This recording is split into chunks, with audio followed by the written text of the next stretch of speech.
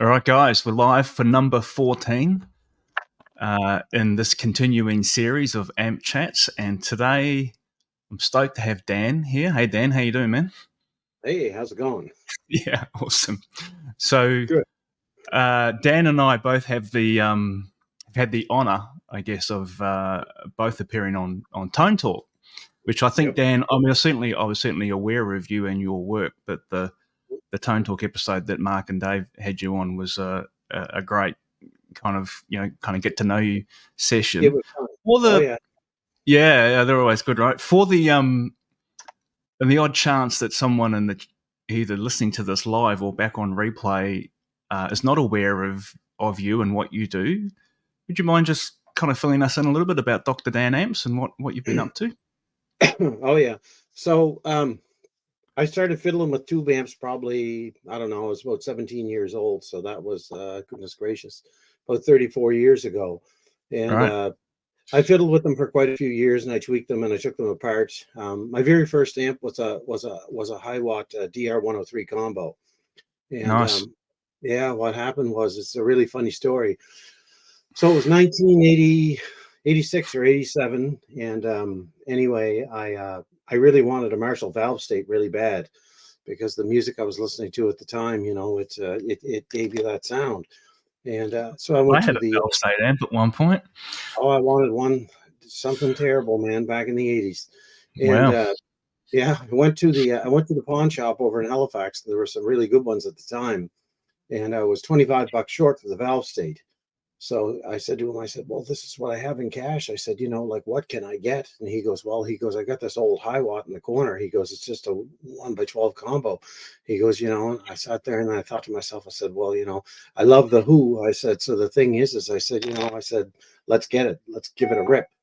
And anyway, I bought this thing, and that one amp that I still have to this day, that started my whole tube amp journey, because I wanted to modify it. I wanted to put new tubes in it. I wanted to fiddle around with it. I've always been that type of person. If I didn't know it at that time, then what I'd do is I'd take it upon myself to get enough books, to do enough research to figure out, okay, this is how we're going to go about this in a logical process. And that was the first amp that I got my first major shock off of. And it it blew me back in my seat. That's a rite of passage, isn't it? It was. It blew me back in my seat. Probably, I'd say, maybe about 10 feet. It was really bad. And anyway, my hair stood up straight. I had lots more back then, and I was just like, wow, like that. So there was a local company around town called Tortec East, and there's a local tech by the name of Brick Fader, and he's a fantastic technician. And he was one of those guys where he could sprinkle pixie dust into an amp, and then he'd make it just sound just right. So I thought that he was the closest living thing to Jesus Christ for amplifiers in my region. And speaking, sorry, Dan, to interrupt you for a second, but speaking of people that sprinkle gold dust on amps. Mr. Friedman, happy birthday. Thank you, man. Happy birthday, man. You had a good one, eh? Yeah. I wanted to pop in and say hi. Yeah. Oh, no, that's awesome. Yeah. No, that's great. Yeah, man. Yeah. Yeah. So you went and had you're out for dinner with a bunch of folks? Oh yeah. Yeah. Some of those people you know. Tracy was there, right? Yeah, Tracy was there, and awesome. Pete Thorne and Michael Nielsen, and your wife, Dina. Yeah, cool, man. That same Korean barbecue place. No way. Same one. Yeah. Oh, really? That's where we went. That's awesome. Yeah. I remember that. Yeah, well, it's a place. That's definitely a place to go back to, man. That was killer. Yeah, that was good. That's a good place. And they serve cold beer in like really large bottles, which is helpful. It's always advisable, yes. You don't have to keep asking for more. Yeah, man. What else has been happening? You're back at work today, obviously. The birthday's a distant memory. Well, I worked yesterday too, so I don't know. I don't get a break. It's a 6-day-a-week job, man. I knew you would have, man. Actually, like a 7-day-a-week job, really.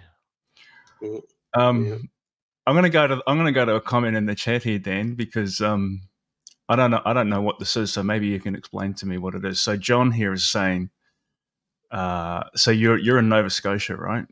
New Brunswick here, practically neighbours. We could meet for an amp chat over Donairs. Donairs. What is that? That's the Nova Scotia tradition. Okay, I don't know. There's a Greek food that is very similar, and you'll have to forgive me because the thing is I'm not like a Slovaki wrap. Very similar to it. Yep. Yeah, it's a spicy type of beef, and I eat them all the time. And when I eat them, I get extra onions, and I even get jalapeno peppers put in them too. So they're pretty good. Sounds good. That does sound good. Well, we have a lot of. So Melbourne has, I believe, the largest Greek population outside of Greece in the world, right? And post World War II. So. Yeah, like those Slovaki wraps, or kebab is often called here. Or shawarma, or staple. Yeah, very much. But the Donners, they're also big in Germany too. Really? Yeah, a big, huge thing. I think they might be slightly different. Yeah. I've never had them in Germany, but I went with a German to this place that served them in Detroit, and he said that was spot on. So that sounds killer. So Dan, someone Shredding51 here is saying that he had a Marshall valve state as well. Dave, did you ever own a Marshall valve state, or have you looked at them?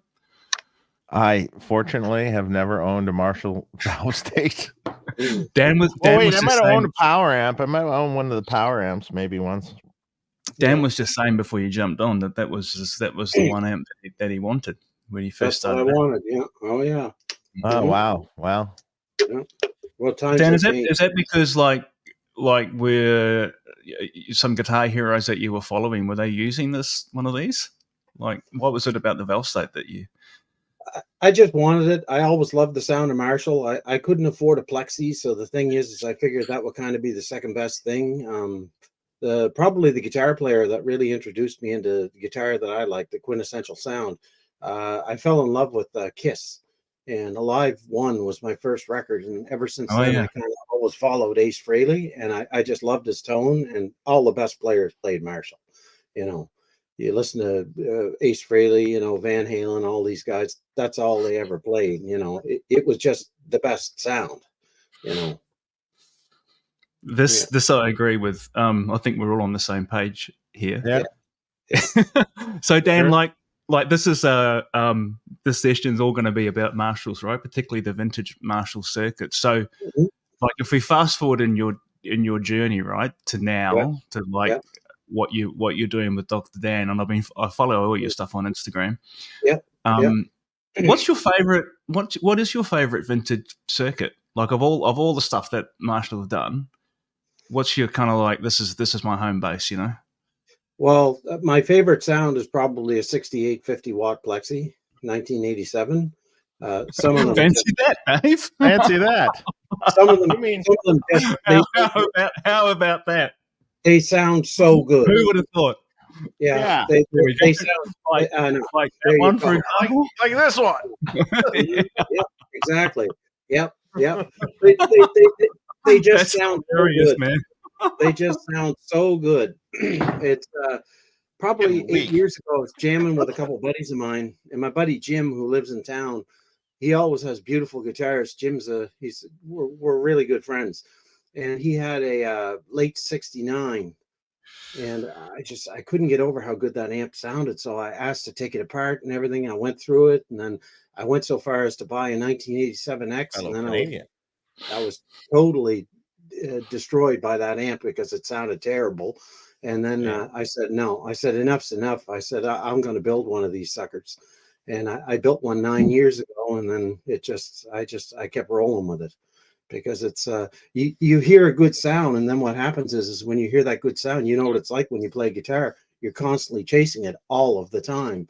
But I like the 6850 watt sound quite a bit. The other sound that I really like a lot too, I really love the JTM 45100 sound. It's a really nice sound as well, especially with a Gibson guitar. Those are probably my two favorite sounds.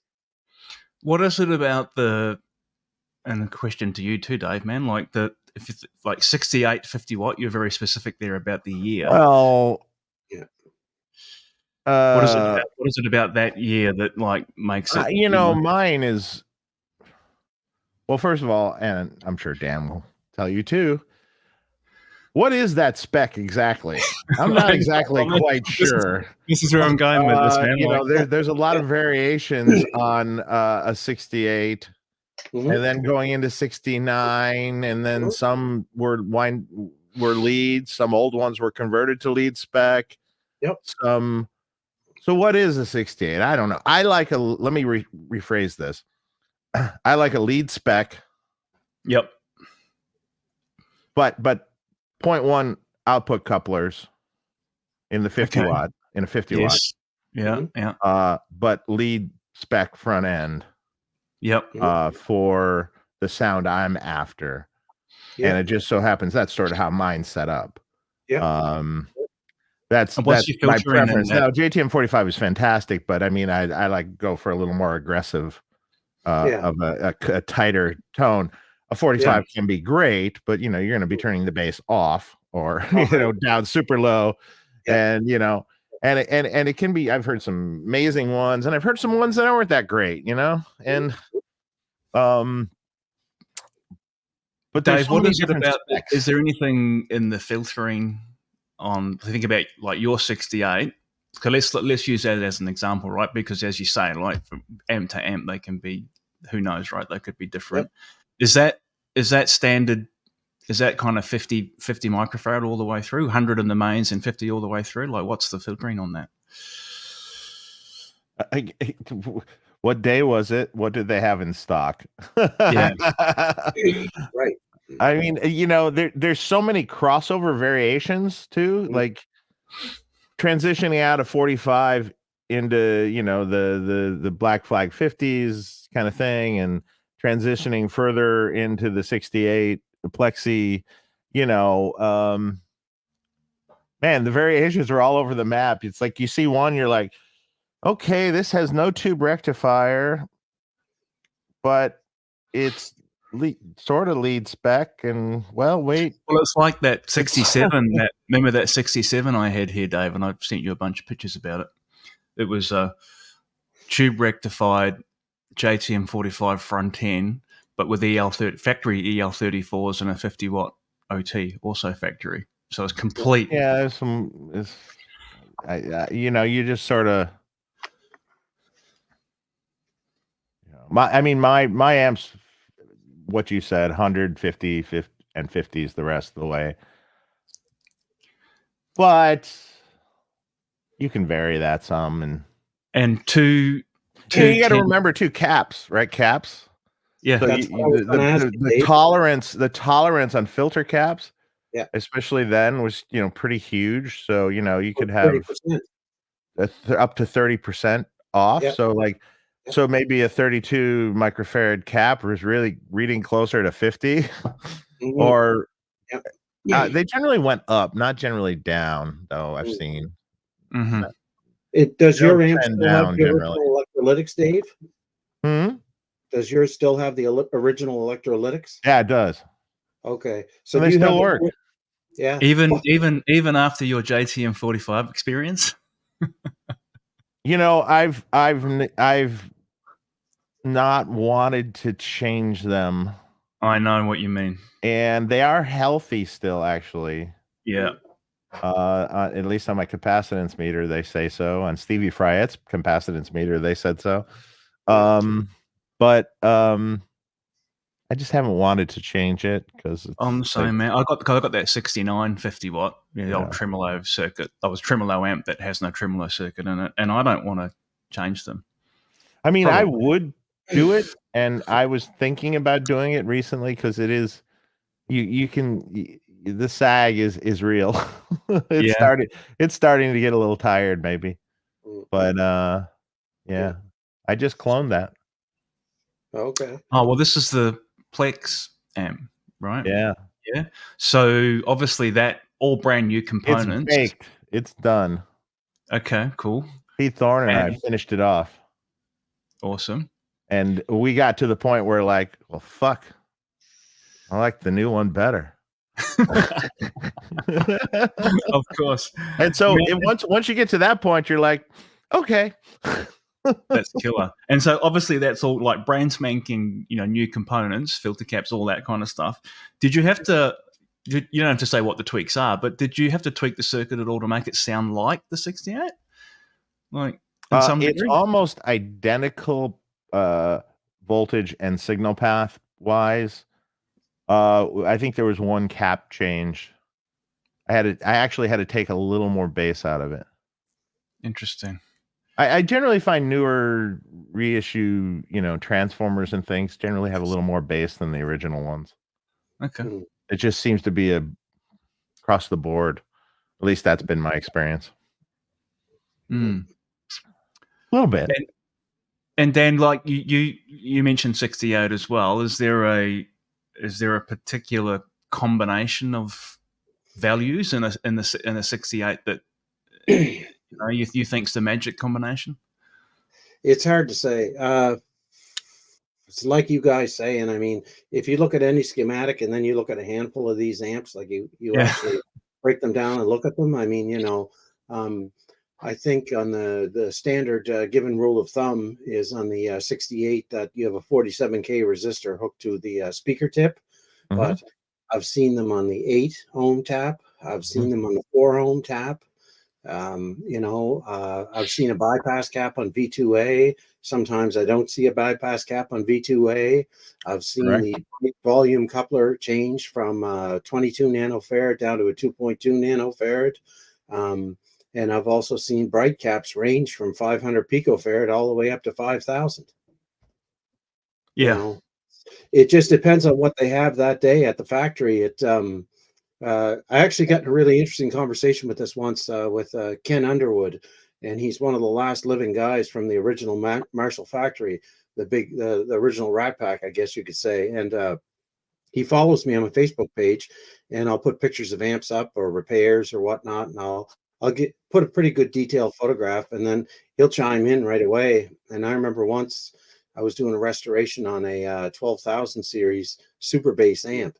And he said right in the comments, he goes, I wired the heaters for that. And wow. Yeah, he was like, he goes, because the reason why is the pin 1 heater, it runs so close to the rest of the pins. Do you know what I mean? He said the majority of those amps that were wired that way, he goes, I did them. And anyways, it was amazing. And then a friend of mine was repairing a 68 once, and I forget which it was. The V2, it was the V2A resistor. It had a 1 meg as opposed to an 820. And he sent me a picture of this. So anyways, I sent Ken a picture of this. Yeah. And then he sits there and then he just chuckles and he goes, the times were different back then. He goes, lad, he goes, everything was completely different. He goes, we were building things. He goes, and then when Jim got the Rose Morris deal, he goes, we had to try and get more employees, and we had to train these people to build these amps. And a lot of them had no clue, like what they were doing. He goes, that's why, like, if you look at a succession of a couple of them, he goes, they're all completely over the map because all these values were so different in these amps. They're just pulling resistors out of a drawer. Yeah. Oh yeah. It's pretty crazy. And then, I mean, you think about it too, because when did park amps come into the equation, Dave? Pretty early, I think, like around 68-ish, I think. Yeah, around that time. So they were building all these amps with all these basically spare parts. That's what they were doing. And they were building them in a mishmash, different amount of ways. And I mean, you look at the inconsistencies in the transformers they had back then. You look at the inconsistencies in the capacitors that they had back then. Like, I mean, this goes to the exact reason as to why, like, if you were to take 2 Marshalls that were built on the same day and put them into a speaker cabinet and then switch them head to head, they're going to sound completely different. It's just because they were built so different back then. That's the thing. And it's, it's pretty neat. I mean, it's pretty cool because, I mean, like you can build something so different back then, in the exact same day of work. I mean, that's pretty insane. Yeah, and if they ran out of something, God forbid, they'll put anything in anywhere. It was don't have 100K resistors, 82K it is today. I've seen Yeah. where every 100K resistor in the amp was an 82K, which means they were out of 100Ks. Yeah, totally. I've man. also seen an amp that had 0.1 couplers across the whole amp. Mm-hmm. Yeah. So everywhere, power section everywhere was 0.1 couplers, and I'm like, oh. The thing about back in those This days, amp right? doesn't sound right. Well, that's all that. That's probably all that anyone would know. Mm-hmm. Like Also now, if that happened now, it would be all over the bloody internet on groups and all kinds of things, right? I've seen stuff unsoldered from the factory. From like it's been unsoldered since 1960 something, or it's just been hanging on, wrapped just around touching, the post or something, just touching enough where it worked, I guess, for most of the years. Yeah. And I've seen that. I've seen wrong values, like Dan just said, like V2A cathode was, instead of a 20 ohm, it was a 10K, but it was underneath the 0.68, so you really couldn't, you didn't really see it until you start digging. Yeah. And then I ran into that on a park for a client of mine, and like, oh, I even missed it the first time around because I didn't look underneath that cap. I just assumed it was right, and then I caught it the second time around. I'm like, oh, this is why it never sounded good. You wouldn't see it. This is right. Yeah. Hey guys, we got a mod question here. Given that this is all about building and modding Marshalls, I know there's tons of videos on it, but can you explain what the SIR mod is? Which one? Yeah. Well, that's no. Let's go. 34, well, 34, why don't you choose one, Dave? 34 or 36, or where do you want to go? I talked to Santiago. 34 is really quite simple. Yeah. I mean, they added a little bit of gain in the second stage with that 0.1 cap, a lot of brightness too. Yes. And other than that, it's some little variances of parts and stuff. They cut the gain a little bit, the 100K after the wiper to ground, but boosted the mids a bit with the peaker going into the gain pot. So that's giving you a broader kind of a mid-range kind of to it. Yeah. Yep. Which kind of makes sense because then you're doing the 0.1 after, so you kind of want something, have a little meat to it. But I worked on that amp. The actual one? Yeah, the actual one. I worked on that amp, and that amp... That's crazy, man. Yeah, 6550s. Okay. And that amp was brutally bright. Yeah. I mean, bright even for a bright lover or something. It was like your treble and presences like back at 3. It was just like it's chaotically bright, isn't it? And it's pretty cool. Yeah, I mean, you obviously know Tom Abrahams because he was on Tone Talk, right? And I ended up having a message chat with him. I don't know, it was a long time ago, a couple of years ago, because he loves the 34. He was telling me it's cool. It can be cool. Well, he loves it in a mix. The point that he was trying to make to me was that he goes, like, everyone plays that amp by itself and goes, oh my God, it's just unusable. But he said you put it in a mix and it's just cuts right through, doesn't it? Yeah, that's true. Yeah. That's the thing. People are often scared of these bright, I mean, everyone has a different idea what they want to do. Like, for instance, like Eric Johnson, he loved Marshalls and stuff, but he turned the presence and treble off. I know. Yeah, he's got the very round all the way off. Yeah. And but he got a cool sound, and so it depends a lot on the player, and what they're going for, how it's recorded, how it's treated after. all that. As far All as that the other mod, the 36, it adds another gain stage essentially. Yeah. It's another cold stage too, isn't it, Dave? It's basically correct. another 10K stage. Yeah. Yes, another 10K stage. Yeah. Yeah. I mean, there's out there. There's like the Santiago amp is well documented and everything about that whole thing. But was that even right? Well, he told the original story amp about doesn't that. exist. Well, this is it. And I asked him this question, Dave, when I had him on, and he went off he talked about a book that had photos of the original amp. Actually, I can't remember the name of the book. But he said that he didn't go trawling the internet trying to find all the guesses at what what it was. He just kind of was familiar with the sound of the amp and had some ideas about, obviously, the 0.1 bypass over that 10K cathode is the big part of it. Mm-hmm. He knew about that and kind of just went from there. And well, you can kind of figure it out because Tim Caswell did that original mod number 36, right? Yeah. And Tim Caswell's mod is pretty well documented, so you can reasonably gather that it was something like that. And all those amps had the hot shield on them too, didn't they? Did that's a huge difference, and that's a huge difference. That rolls so much top end off on the input cable, and it sounds kind of honky and funny to me. I mean, it actually sounds sort of funny to me. It sounds like a wah's cocked on a little bit. I've never, depending on what kind of shielded cable you use too. So like, a much lower capacitance cable will do less. A reasonably high capacitance cable and hot shielding, it will be like crazy roll off. For anyone who doesn't know what a hot shield is on these amps, it's when the coax cable that basically ran from the input jack on the amp to the very first gain stage, rather than the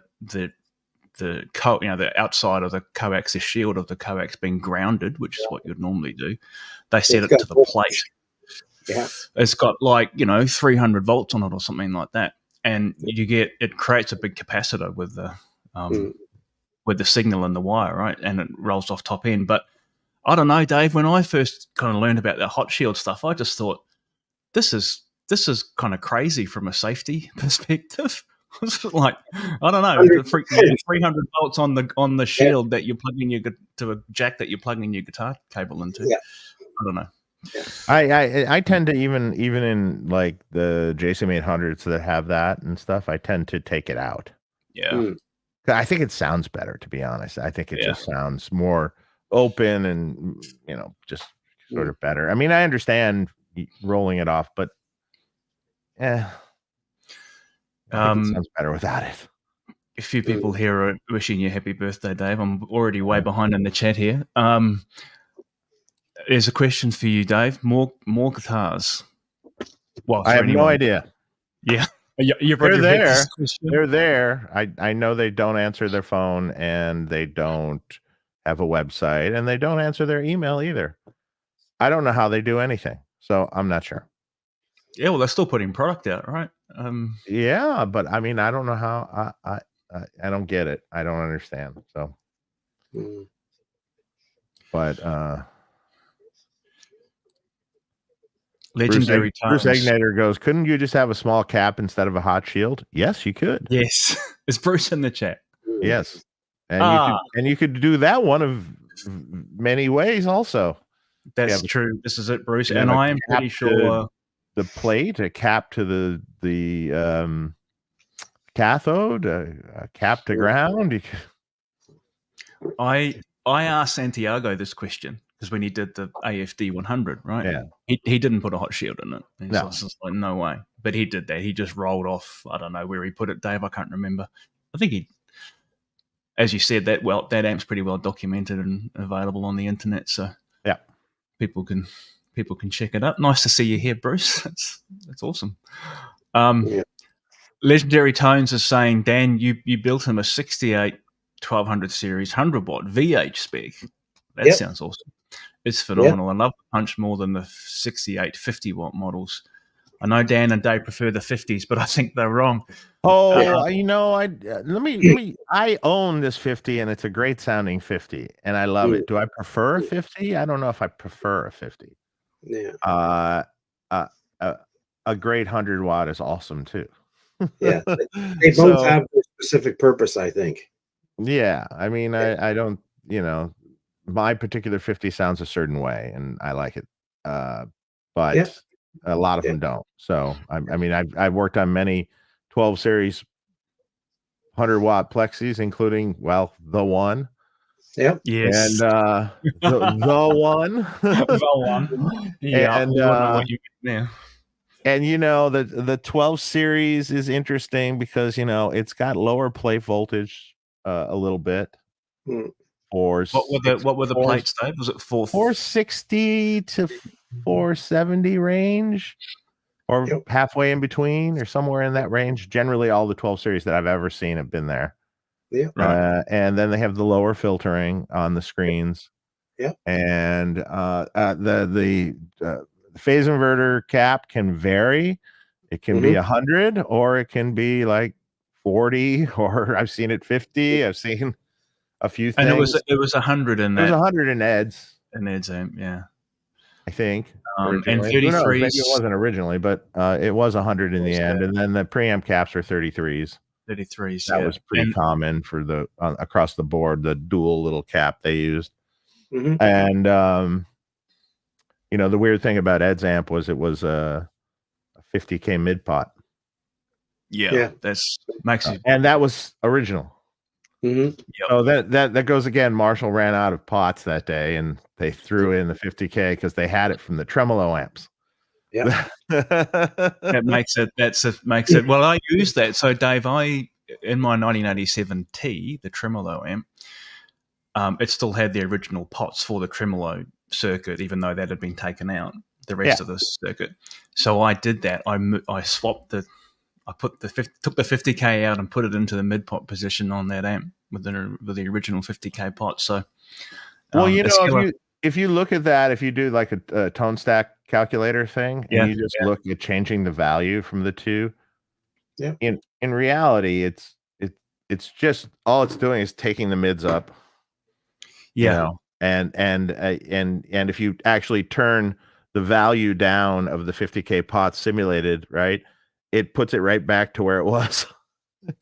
Yeah, right. It just but that prevents that crashing that happens. That crashing when the trouble. I've heard you talk about this before.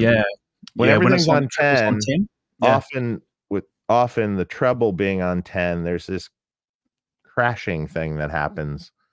And if you turn the treble back to 8, it goes away. And almost sounds like the same sound as if you turn the mid down, which you can't do.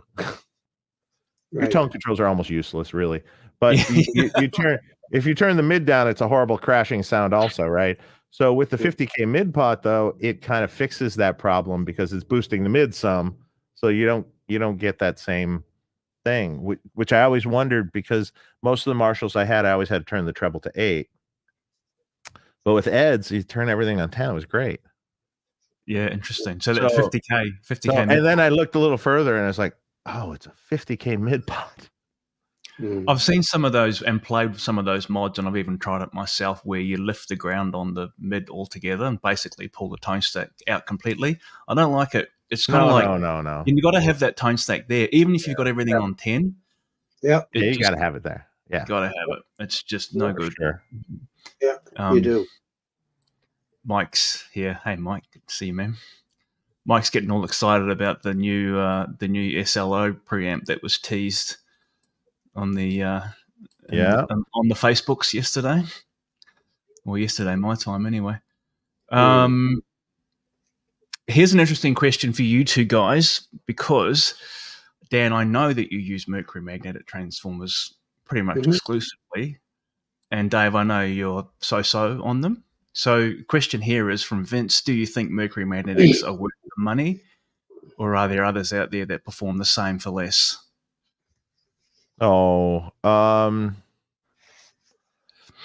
I mean, I think the Mercury sounds fine. I have a transformer switcher that I can actually in real time switch transformers, which is fun to hear. Outputs. Yeah. Yeah, It's nice. fun. It's You fun can to put hear. 4 transformers on it, right? You said, I think Yeah, 4. you can put up to 4 transformers on it, but it's fun to Wow. hear. I mean, you might want to stop playing while you actually switch it, but but it's fun to hear because then you really hear, what the difference That would be is. so cool. If you change it out, you will trick yourself into believing that something is this much better or that worse. Yeah. And, it's a bias. And I mean, for me, the most accurate Marshall transformer style thing is Habor. Yeah. I think that's the most accurate to the original. Personally, with the M6 steel would be the most accurate to the original. The M19 scale sounds good. It's a little more rolled in the top, which can be good also. Yeah. So both are good. I think that's the most accurate to the Marshall. I mean, I think Mercury's expensive. They are very expensive. Is it worth? I don't believe at all it's worth the amount of money that's charged compared to the Habor. I've always used alternatives, but the one thing I find for Mercury for me, just from my standpoint, because I'm a single person and I'm a single operator, I can approach them. I can tell them what I want for a B plus. I can tell them what I want for a primary impedance on an output transformer, and they'll do it. It's a little harder for me to get that done through someone, say like Habor, because they're doing so many high volume orders. I've worked with Hammond as well. Hammond are really good actually as well. Their transformers sound great. But the only thing, it all boils down to like where I'm at with amp building. I mean, it's for me to go into, say, get a skid of 50 custom transformers from Hammond. I mean, I'm into them for quite a bit, and it's just the ease of simplicity for me. Like with my 12,000 series amp, I run it at a certain voltage, so they make that transformer for me. For my Woodside amp, I want a really high B plus in that amp. They'll make me that type of transformer. So it's all convenience, is what it is. Yeah. But the one thing I will say, and I'm really disappointed in it. The prices of everything are just going through the absolute roof. And it's I've used Mercury in a lot of amps, but I mean, it's the most recent price increase. It's just crazy. And I know a lot of other independent small amp builders like myself, and they've used them before. And now a lot of guys are starting to look for different alternatives because they may end up pricing themselves out of business. Yeah. No, I mean, it's sort of ridiculous, the prices. I mean, it sort of is. Yeah. I understand what you're saying though. Yeah, you can get something, as a small builder. Yeah. You want onesie twosies and you can get it custom wound. Well, you're paying for the onesie twosies for sure, Yeah. Yeah. I mean, they do have. I mean, I can get Habor to do whatever I want, really. If I say, "Hey, I like this power transformer, but I would like the B plus to be here," I can get them to change it. Who do you communicate with there, Dave? Is it Arlen? Is that who you talk to? Yeah, Arlen. Yeah. Arlen's a good guy, but you got to remember this is a company that is very antiquated. Yeah. I'm very, very old school, not very modern in anything they do. No. And they go fishing. They go fishing on Fridays. Okay. So when you send an email, it's like several days to get an answer back. It's a little bit of a slow process, but they're good guys. They make they're definitely caught up. Sorry, Dave. They're definitely caught up on the whole, because they got so backlogged during the pandemic period that they weren't answering email. Anyone that wanted less than 10 of anything, they just couldn't deal with it. But that seems to have corrected now. I know a bunch of people that have gone in and ordered ones and twosies, Dave, and they're getting them from Habor now. Yeah. So they seem to be all caught up. So if anyone's looking just for just for individual sets, they'll do it now. Oh, they're very friendly company to deal with. I've dealt with them on quite a few occasions. And the way that they ship stuff, I got to say, they're probably the best transformer shipping. The way that they package their stuff and how it gets sent, because it's coming to Canada. I mean, it's shipped bulletproof. It's really good, you know. And they are very friendly to deal with too. Yeah. So Bruce is saying, I mean, there's really no one else, you know. Yeah, well, this is true, man. There's Haymore, there's Mercury, there's Hammond, there's Pacific, and that's it. And then there's one other company that does stuff from Matchless. What's the Edcore or something of the? Oh, right. Yeah. They're always blue. Yeah. They have a lot of little transformers, I noticed. Yeah, made with nice stuff. Yeah, they seem to be all right at a reasonable price. Yep. You know, certainly there's no Dagnall anymore, right, Dave? No Drake. There's no Dagnall. Dagnall's gone. Funny thing about that is I had another transformer that wasn't what you were talking about there, Jason, that was doing the same thing. It would vibrate. The frequency would make the end cap have a little pitch. Yeah. And then I hit it with a hammer and it changed pitch. A pitch was still there, just changed the tone of the pitch.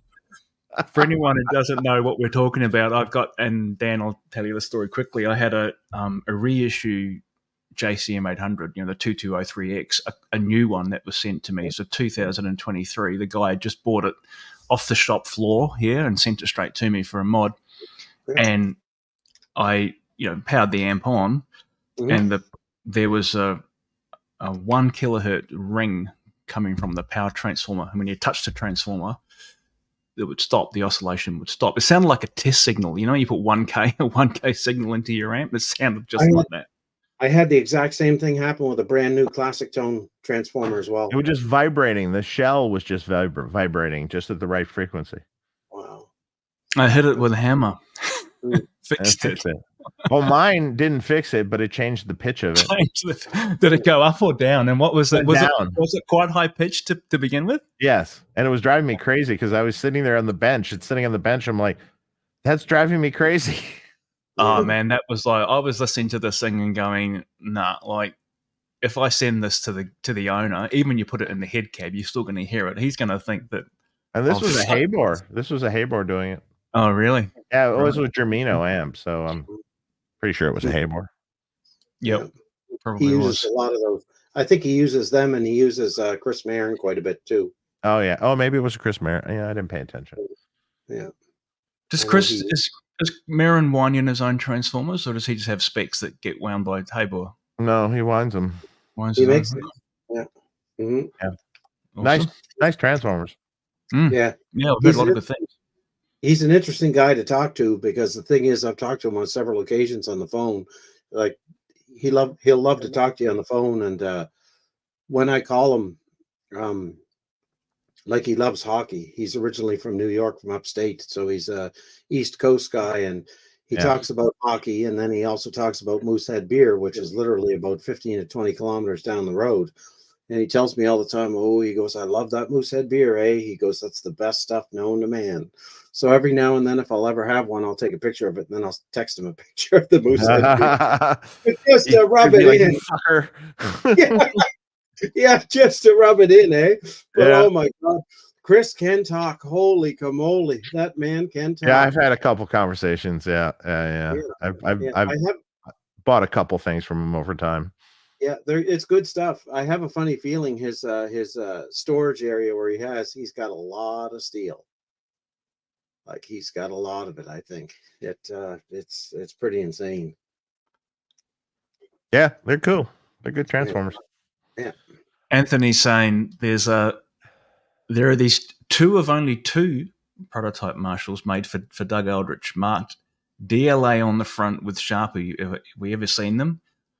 So this is that the John Sir? Didn't John Sir mod Doug's JMPs? John Sir, yeah, the ones that Doug used were John Sir, not Mark Cameron's.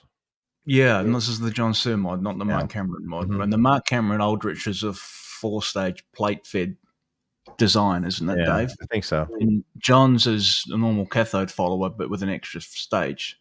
Yeah, I think it's similar to the SE100 amp that he would do and stuff. I think it's basically the same thing. Which is kind of channel 3 of the CAE plus kind of, that's that vibe, isn't it? Somewhere in there. I think so, but with a front value coupling cap shrunk. Okay. Tighten it up. Yeah. You know what? Short time. I gotta go. All right. Dan, good to see you. Yeah, and, Dave. I said I could only pop in for a minute, but I thought yeah. No, it's all good, man. Guys, see ya. Whoever's in the chat. Bye. Have a good one. See you, Dave.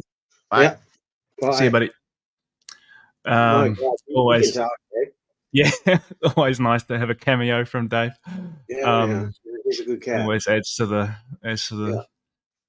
excitement. Right. Let's have a look here. Marvel. This is probably a question we probably wanted to get before Dave jumped off. Maybe Marvel, you can save that one up for the next time Dave's on, or maybe you can ask him on Tone Talk. Look, I know that I mentioned this on the stream a couple of times. I've got to know Kyle Rhodes really well at KSAR.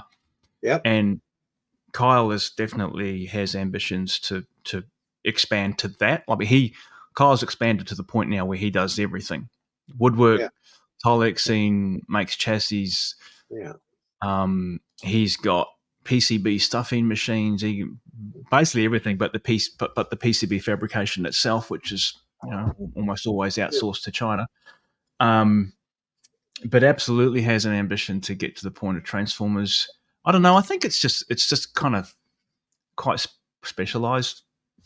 Yeah, Bruce Kyle is the best. Yeah, Kyle is awesome, man.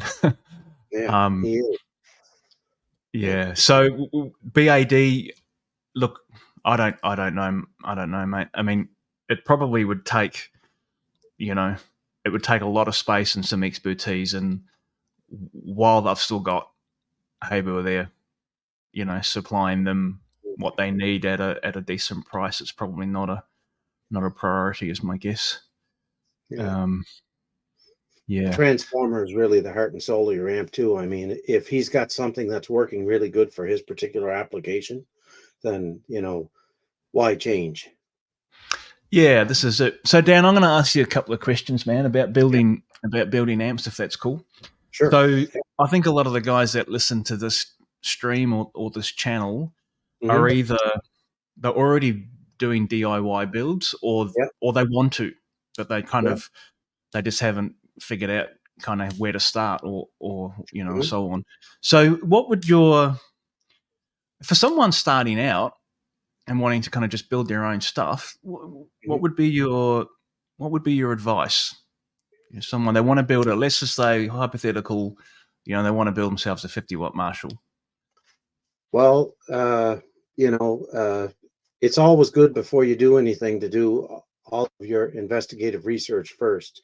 You have to understand a couple things about tube amps. It's like I don't know what edition of the RCA tube manual I have, but I think I read that thing probably about 6 to 12 times nonstop. And I mean, it's all basic stuff, but I mean, the thing is it explains how the vacuum tube works and how whatever is going to impart change to it. And I mean, that's the number one thing that a lot of these people have to understand is that you do have to have a little bit of common knowledge of electricity and electronic circuits and how vacuum tubes work. And, so you have to do that work first. That's the thing. But when I really got into this, that was when George Metropolis was really building his building manuals and stuff like that. And I used those for the first little bit as a good little resource. And then once I got past about my third or fourth, then I was like, no, we can change this. We can change this. We can ground this in a different spot. We can not necessarily re-engineer the amp, but make it a little bit safer, make it a little bit more practical. And so the biggest thing, like I say to hobby builders, guys like that, is do your due diligence and read as much as you possibly can as to why they work the way that they do, and look into the circuits, you know, and that's probably the best information that I can give. Yeah. So if we drill down on that a little bit, and Bruce is saying here, yeah, learn to read schematics and use test equipment. This is true. 100%. He's 100% correct, because you go into a lot of the forums, and the guys, they don't understand it. You know, they'll go to a voltage chart and they'll look at it and they'll say, well, I'm supposed to have, you know, 223 volts on pin 1, and I'm supposed to have 25 on pin 3. I mean, just going with numbers for figurative purposes. But I mean, the thing is like, they don't understand. And I've had this conversation with many people before, especially when I repair amps for them, and I'll tell them exactly how I fix it. I put the input signal into it from my tone generator, and then I go through the whole thing with my oscilloscope, and I look at the signal to determine whether or not all these parts are working the exact way that they're supposed to work. And I mean, you know, it's like, those are two extremely invaluable tools that, you know, you need to learn how to do. And the other thing, without a question of a doubt, you definitely have to try and do some kind of due diligence and learn how to read an actual schematic and not a layout. Yeah. Now, I think that, I mean, 100% agree with all of that. And I think that, because I remember going through this, you know, I guess this learning curve, or getting this understanding and developing this understanding myself. And I can recall it. I can kind of recall the steps, or the main kind of, like, you know, I said to Bruce, I remember asking Bruce when Bruce was on the first live stream with his teachings, whether there was a common kind of aha moment that the people going to his class or course would have. And he said it was different for everybody. But I can remember the kind of the aha moments that I had. And I think the first thing that is a real stumbling block for people trying to learn, you know, how these amplifiers work, is that they just see the whole thing and it looks complex, and they don't know how to break it down into components. Right. Because the amplifier is made up of different components, if you like. And I don't mean, when I say component, I don't mean resistor or capacitor. I mean like a subsystem of the amplifier that performs a role or does a job. Yeah. Such as the power supply, you know, or a triode gain stage, or, you know, what happens with the audio signal between gain stages and how you manage that, or like, you know, negative feedback and what that is, and so on. And kind of getting to the point of being able to, as soon as you can take a complex system and break it into parts, you can then study each part in isolation without worrying about the rest of it. That's right. And I think that my advice for people kind of starting on the journey, I mean, all that stuff, right? Learning schematics and all the rest of it. But even looking at a schematic, people will just look at it and go, it's like reading a different language that you've never studied, and you just can't read it, right? But if you're able to look at that and then go, well, all I'm going to look at is the high voltage secondaries off the power transformer, the rectifier, and the mains filter caps. That's all I'm going to look at. Yeah. It's only 3 things, right? You're looking at, rather than 300. And then you can, you know what I mean? Like, it's breaking that thing down, I think, is the most important piece. That's right. That's absolutely right. Yeah. No, that's absolutely right. And you have to break it down into subsections of the amplifier, like what does what, you know, your preamp, and then you take into consideration, if you're, you know, say you're doing like a JCM 800 amp, you know, you have various voltage dividers to the circuit. It's a good idea to understand why they do what they do, you know, and then you know, it's your screen supply, your phase inverter, your negative feedback circuits. Filtering in itself, and understanding how filtering works and why it's there, you know. I mean, that's another thing, you know. There is definitely a lot to it, you know. And it's, I don't know, your understanding and grasp of it is very good. It you know, it's, I really admire your passion for this and how you've really taken it on.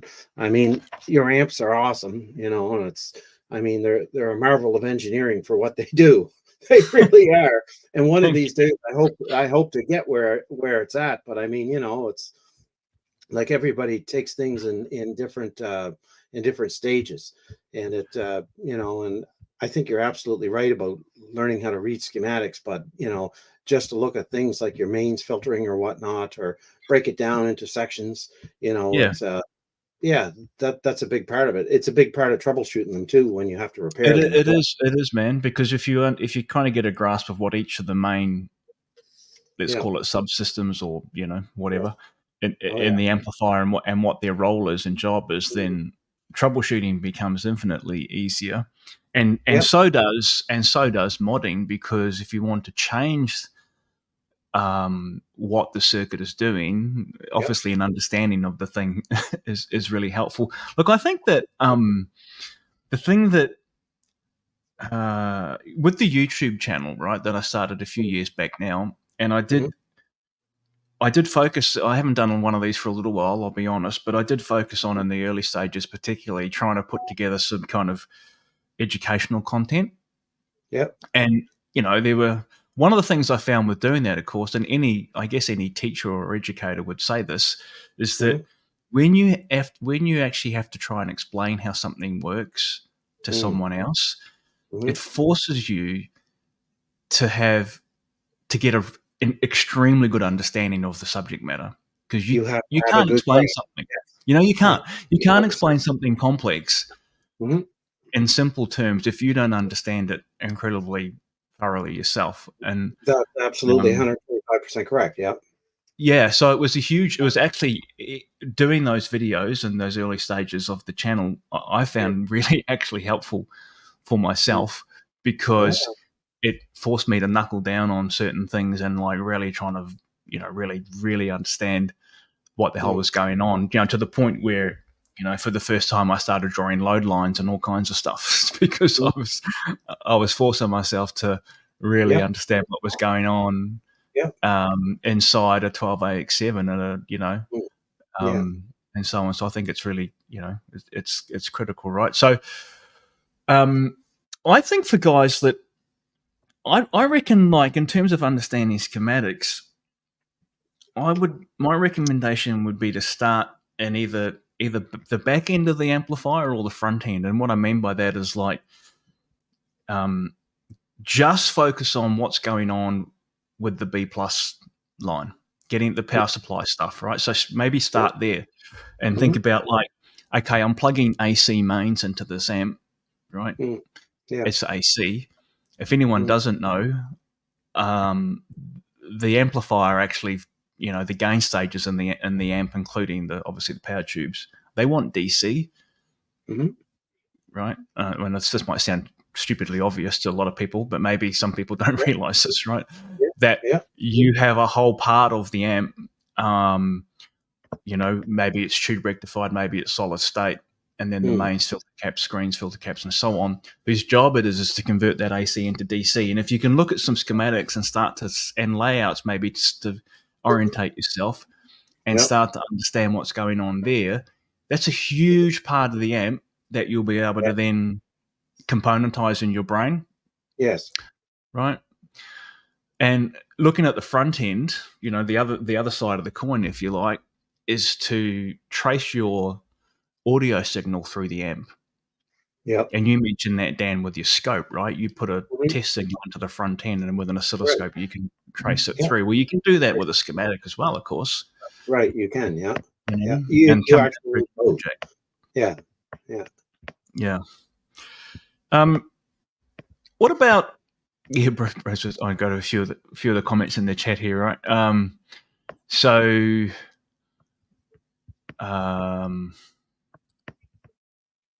Victor was an ex-Navy avionic electronic, worked on planes, never on the bench. Yeah, all the training books had tube circuits. Well, that's cool, man. Yeah. Yeah, definitely need to get. Toby's saying wants to get the RCA designer's manual. Yeah, look, there's PDF versions of this kicking around. 100%. Yeah, you can definitely get. There's some good free publications on the internet too that you can read. Some points of Jack Dar's amplifier handbook.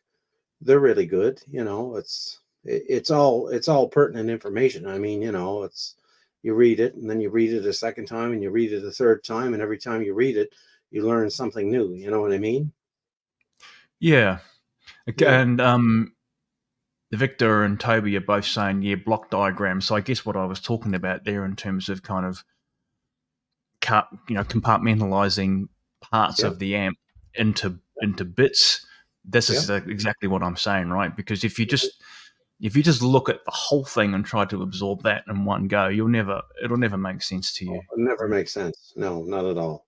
I Yeah. know. Yeah. It definitely takes a lot. Question here. I've got a bunch more questions for you, Dan, about building, which I'm going to get to in a sec. But we've got a question here from PF. Says, "Hey guys, love the show. Thanks, man. 2 questions. Biasing tubes. Do you input 0 signal for most accuracy?" We'll deal with that one first. Yeah. And second best place to tie in B plus for an FX loop on a 81 clone JCM 800 for low noise. For low noise. Happy Dave Day. Okay. Happy Dave. Yeah. Typically, when you the best way to bias an amp is to set all your controls to absolute 0. Yeah. You have it plugged into a significant load, and then what you do is I always let them run about 10 minutes to let the voltage completely stabilize, and then once it's stabilized, you'll take it off of your plate, and then what you do is you use your calculator, and then you set it to 50, 60, or 70% dissipation, whatever you want. But typically, that's how I've always biased an amp. I don't know if it's right or wrong, but that's what works for me. Same. I always put it into a load. I just have on the bench, I have a 300 watt 16 ohm resistor. Yep. It's about the size of look, it's about yay big. Right? Oh yeah. It looks like a big bloody radiator or something. One of the big aluminum encased ones. It's kind of like it feels like a kind of ceramic porcelain kind of. Well, maybe that's a coating on it anyway. I just got it off Mouser. I just searched around and found it. Found the I bought mine on eBay. Probably very similar. Yeah. Yeah. Oh yeah. Definitely not those little. A lot of people get those 100-watt orange, load resistors. You sometimes see them inside amps as dummy loads and so on. Yep. Those are only rated at their claimed wattage if you have them bolted to a big metal chassis or a heat sink or something like that. Right. Yeah. I think people make the mistake of just using those and wiring them straight up maybe they might have screwed them into a block of wood or something like that. Don't do that. So yeah, you always want to have a load. And exactly what Dan said, no input signal. Like you're measuring the bias at idle. So you don't want the tubes doing anything other than just kind of sitting there. That's exactly right. Do you find if you let them run, say, a half hour, do you get much drift in your amps when you look? Yeah, look, it does vary from amp to amp, I think, and I don't know whether that's because it's the amp or whether it's just the pair of tubes or the quad of tubes that are under investigation. That's but right. I do as a matter of routine, and I will I'll check it. I'll check it the first time, and then I will. I'll probably put a load into it. I'll probably put a signal into it and run them for a bit to have them work. Work it up, and then leave it for a bit. 20 minutes or whatever, and then see where we're at. Who do you use for tubes down in Australia, Jason? Yeah, good question, man. I get mine directly from CE Distribution. Yeah, they're good. It's still the most, even with shipping, right? So the thing about Oz that we battle with down here, obviously, is the shipping costs. Oh, I know. And I mean, our currency is, it's about the Aussie dollar's about it's 1.5 Aussie dollar to $1 at the moment, and it has been for quite some time. It was a long time ago. It's been probably the same for Canadian dollar, is it? It's for me to buy an American dollar is probably around $1.25 to $1.30. Okay. Canadian. Yeah, so we're a little bit worse. I remember in 2011, we reached parity with the US, which was incredible. I think there was a lot of Yeah. a lot of people here that were buying a lot of stuff out of the Yeah. US at that point. Oh, But yeah. that was all long time ago. Yeah. So see, you can buy, like, there are, there's a bunch of suppliers here, but they're not set up for the industry. They're set up to sell to individuals, like the individual that has been on the Facebook group and was told that what they needed to do was to buy some new tubes. So I'll go on one of the suppliers here that will sell, There were a lot of there were a lot of bad tubes that came out after the whole tube pandemic too, when all that stuff came around. Oh my goodness. I had people, because I repair amps too, and I had people that would bring me tubes, and then I've got the maxi matchers that Peter Tom's made for me. Yeah, I've got one of those. Yeah. And I test all the tubes, and then all of a sudden, within a couple hours later on, they get an iPhone video from me, and I tell them, I'd say, like, you bought a match set of tubes, but I mean, you've got like 15 milliamps difference between the two of them.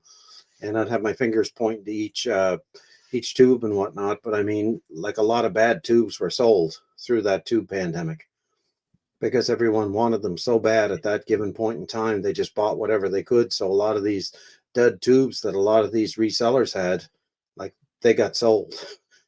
Yeah. Not good. Yeah. I've tried. The CE Apex tubes are really good when they're that Apex matcher is really tight. I find it extremely accurate, and I like to get them too where they're burnt in. That's how I like to do it. Okay. I've tried Ruby tubes too, which are pretty good, and I've used the tube store in Canada, which is really good as well. I've tried almost everyone that I can, but most of the time myself too, I get them from CE distribution. I try and get almost everything from those guys. And that's they still have the most competitive pricing for you, even compared to anything local. Yeah. Well, it's the reliability. It's the reliability, because I'll put the tubes in, and like, I know that the tubes are going to work. I know that they're going to be good. I'll give you a perfect example. I had a guy in Buffalo. I built a really nice guy down in New York, 2 1987 amps, because he was doing an AC/DC tribute band. And anyway, like, I keep a note on every amp that I've ever built, and I have books. And anyway, I knew exactly what tubes I put in the amp because I marked them with a paint marker on the top. And anyway, I put them into the amp. He sent me the amp. We went in a roundabout way. He wanted to get Jimmy Page tone out of it, and I told him, I said, a super 50-watt Marshall, it's not the sound you want. But the lead circuit, I said, forget it. I said, it needs to be changed. So we kept going back and forth, because I get a lot of my customers that call me on the phone. Anyway, he decided that he was going to send it back to me. I gave him a very competent tech in New York. I gave him, a couple different guys. But his issue with that was, he would have done a fantastic job, and all three of us are mutual friends, by the way. And anyway, but he didn't want to do the 3.5-hour drive into the city and then 3.5-hour drive back. That's what it all boiled down to. So he boxed it up and sent it to me. And then I converted the amp to a 1986, and I sent him a video, with my poor playing. But anyway, when I took the amp apart, I checked it out, and, I put the tubes in the tester, and they were just as strong as the day that I put the things in. Like, It was amazing. They're excellent quality tubes. They're really good. And it's like me, myself, I pretty much only use the JJ tubes. I find them pretty reliable for what I need them for. Yeah. I'm gonna go to this comment here. I'm gonna come back. I know this PF's got a second part of the question here, and I'm gonna. Don't worry, man. I'm gonna come back to it, right? But Mark has just jumped in. Hey, Mark. What EL34 tubes are you using? Yeah, I'm using the JJs as well, and I've had. I think they sound great. I mean, they do. They're just good. I mean, they're not and what I mean, I don't think they have a particular special tone, but they just don't sound bad. That's what I mean by that. Yeah. Super reliable. I've only had because I do, like Dan mentioned, any new quad that I pull out of the box that's shipped to me from CE, I put on the Maxi Match tester as well. And I'll let them kind of warm up nicely on there, and I'll actually check for the matching, and they are super tight. Yeah. And I think I've only had in the last year an example where one of the quad was noisy. I didn't detect it on the tube tester because it tested okay, but when I actually put it into the amplifier and got it up and running, once the amp was hot or the tubes were hot, I was getting some kind of like rumble and noise that was definitely coming from one of those tubes. But apart from that, they've been great. I know Dave has been using the PS Vane EL34s as well. Yeah, he does. And I think he uses the EH. He uses the EH preamp tubes, the 7025. Well, not anymore. I think he's run out. Yeah, Oh, he's using JJ in this first slot. Okay. And I'm pretty sure he's starting to use PS Vane across the rest, into the cathode follower and phase inverter and so on. I've tried some of them, and I find they can be a little bit microphonic, but maybe that's where I'm getting them from. That's what those EH7025s, because I was using those too. This is pre-war, right? I had a big stack of those things. Found them to be super reliable and low microphonic. They are slightly lower gain, I think. Yeah. Which can be good. A lot of Eruption tubes are lower gain, I find. Yeah, it depends on the circuit that you're in, right? Like, some people will say, "Oh no, not lower gain," but like if you've got 4 gain stage plus cathode follower circuit, then maybe that little bit of lower gain from the triodes is actually what you need. It's going to help you. Yeah.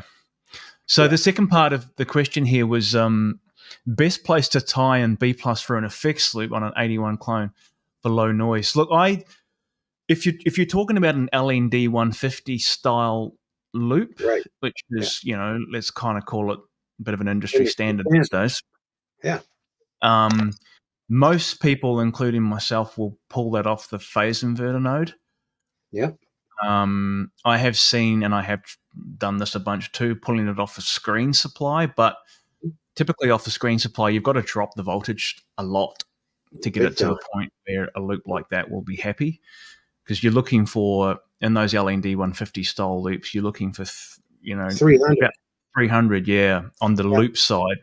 So your phase inverter depends on the style of the amp, right? But if your phase inverter is running at about 335, 340, then you probably only want a 22K dropper, and then your loop's probably going to be cool. And if it's up at 360, 370, you probably need 33K. I find.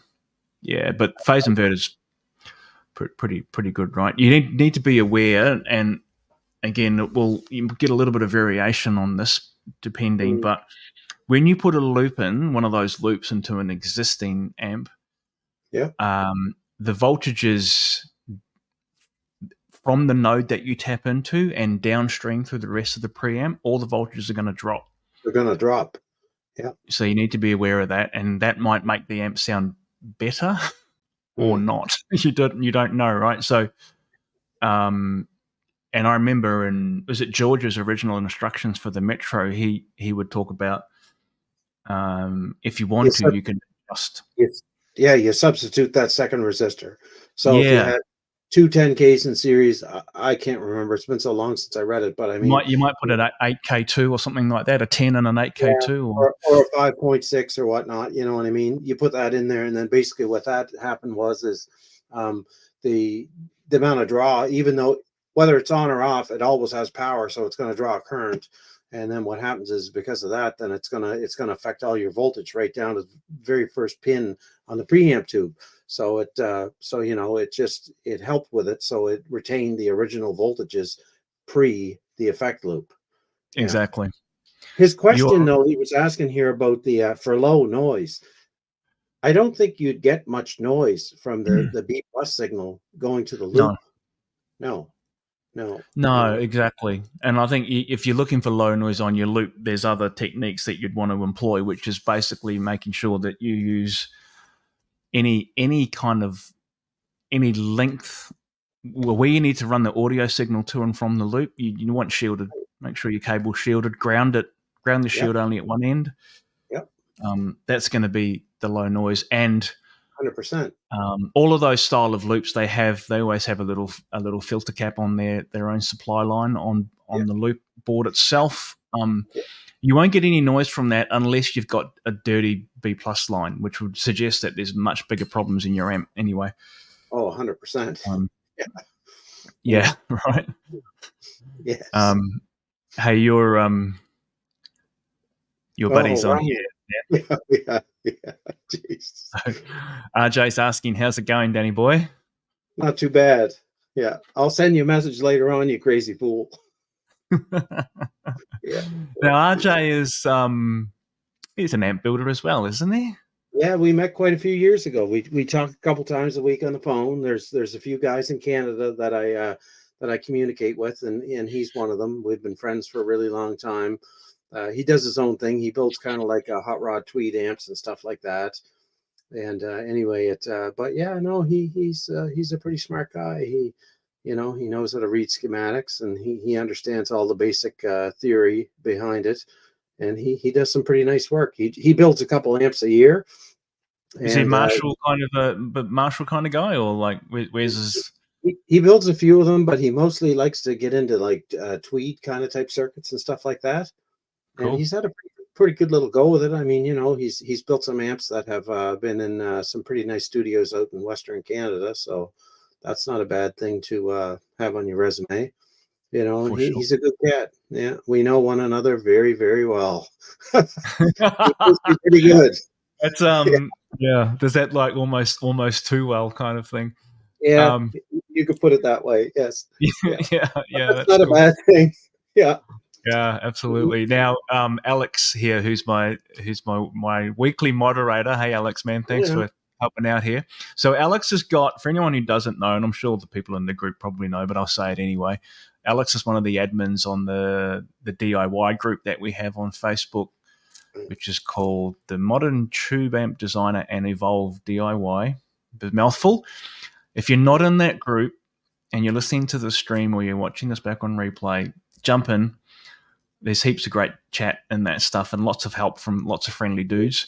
And there is a bit of a library of files that Alex is hosting on that in that Facebook group. I won't claim any credit for putting them in there. I'm pretty sure Alex has put them all in there. So I'd actually like to reach out to him at some point, because the thing is like you sent me an invite to the group, and it's like I get so busy with so many things. But my friend Al Benoit, who's he's in St. John, New Brunswick. You know him very well. And anyway, he did a bunch of boards, and it's really good. Al loves them. He's done quite a bit of different work for him, and some of the mods that Al's doing sounds pretty impressive. Yeah, awesome. Yeah. No, he's super talented. Now Bruce is asking, I love this question. How do you actually measure the bias current? What's your method, Dan? What do you do? What's my method? I use a standard bias rate. That's how I do it. Yeah. That's what I use. It's a 1 ohm resistor. It's shunted to ground, and then I read my DC milliamps off it. That's how I do it. I'm the same. I got a couple of those. I think it's Euro tubes or something, but they're out of the US. I'm sure of it. But they're the standalone bias probes that with the socket that you can interrupt. Yeah. And it's just nice and safe. It's just nice and safe. Now I know a couple of the kind of more old school traditional techs will say, "Oh, that's all nonsense. You should just read the voltage drop across the primary of your OT." Yeah. You absolutely can do that. You can do that, right? Yeah. So if anyone doesn't know what that means, it's basically, so if you think about the primary of an output transformer in a push-pull design is center tapped, right? So you've got the kind of like the two outside anodes and the center tap, and each side of that transformer is connected to the plates of your power tubes. And so with the amplifier off, if you measure the resistance of the total of each side of that primary, and then with the amp on, you measure the voltage drop across each side of that primary, then you can, using Ohm's law, you can work out the current. Right. it's super accurate if you've got a decent multimeter, but it's also super dangerous if you don't know what you're doing. That's what I was just going to say. Yeah. Right? If you make a slip, that's it. Yeah. If you make a slip, man, good night. Because, you know, like anyone who studied this stuff or contemplating doing it will know, well, you should know, one of the golden rules of working on a tube amp that's live and running is the old one hand in the pocket thing, you know? Right. Yeah. If you're measuring stuff or poking around, never two hands.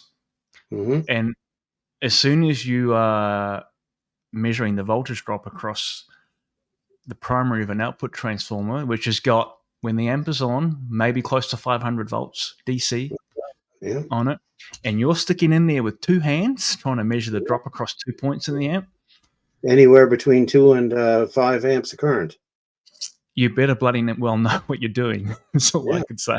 Right? 100%. I don't do it just because I just like, I don't want to tempt fate. And I know I could rig it all up with, like, you know, you clip the meter in there and all that, so you don't need to touch it. But it's more hassle than it's worth. Is my view. Yeah.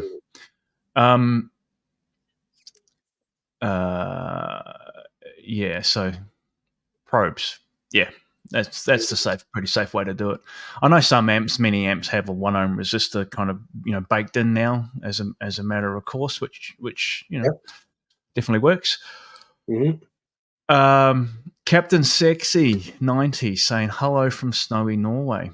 Hey man, Jason, what's the coolest old Marshall for a vintage Strat? I'm guessing for a super bass or something similar. Love from the Captain. Hey man. Yeah, look. I think it sounds like you know what you want, man. Like a Strat into a super bass can be a cool thing. Yeah. I mean, I'm a bit like Dave when Dave came on before and he said, you know, we're talking about the 50-watt circuits and which of those was his favorite, and he said lead spec rather than a JTM 45, and I'm the same. I like that kind of more, you know, a bit tighter, a bit more maybe a bit more overdrive kind of thing, but a Strat into a super bass can be killer. Yeah, it's I find with a Strat into a lead amp, it can be hit or miss, and because of the frequency response of the single coil pickups, because they're so sharp, it sometimes it can rip your head off with a lead amp. 100%. It's too much. A super bass works much better, or a JTM 45, something where you can kind of dull it down. It's just because the guitar is so dynamic and it's so bright. Yeah. Yeah. If you got good hands, you can control it. Some guys can. I know one guy that can control a old Telecaster into anything. He can make it sound phenomenal, but I mean, he's just got the hands that can do it, right? Makes a big difference, doesn't it? Yeah. Oh yeah. It is a thing. I mean, everyone always says this, right? But it's true. Yeah. It's so true.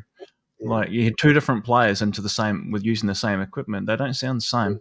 And I don't just mean in terms of their licks. It's actually, there's a tonal difference. That's right. Totally, man. Yeah. Toby's asking, the Maxi matcher. Yeah. So Dan, I just have the power tube one. I don't have the preamp one. Do you have the preamp one as well? Yes, I do. The preamp one, it will do. It does gain. It does microphonics, and it also does transconductance of the tube. It's pretty good. I have really good luck with it. When I repair someone's amp, I always I'll charge them a standard hour to an hour and a half diagnosis fee. I look through the whole thing. I give them a detailed list, and then first thing I'll do is, while I'm looking at the amp, I'll pull the tubes out. I'll put them on this machine, and then what I'll do is I'll photograph my test results, and I'll let them know. And if they're good, like sometimes, like with say, just like a Fender Bassman or a Marshall Plexi or whatnot, like once you get the numbers off the tubes, then you can start putting them in adequate spots in the amps. And I'll get customers that come back afterwards if you haven't replaced tubes, and then they'll be like, well, what did you do? My amp sounds really good. I said, well, your preamp tubes are good. I said, but I found one that was more quiet to put in your first position, and then I have one that's a little bit more stronger in your phase inverter and whatnot. I swear by that machine myself. I think it's really good. I've always been a numbers guy, and I like to see the hard data right there. It tells me right away what's going to happen with what. I have them both. The power tube tester is really good. The preamp tube tester is really good.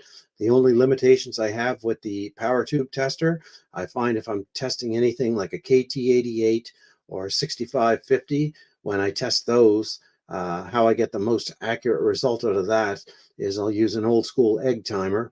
I'll put one tube in the tester, and then I let it go 5 minutes, and then I do my 2 tests on the power tube tester, and you basically get plate current out of it, and you get transconductance of the tube.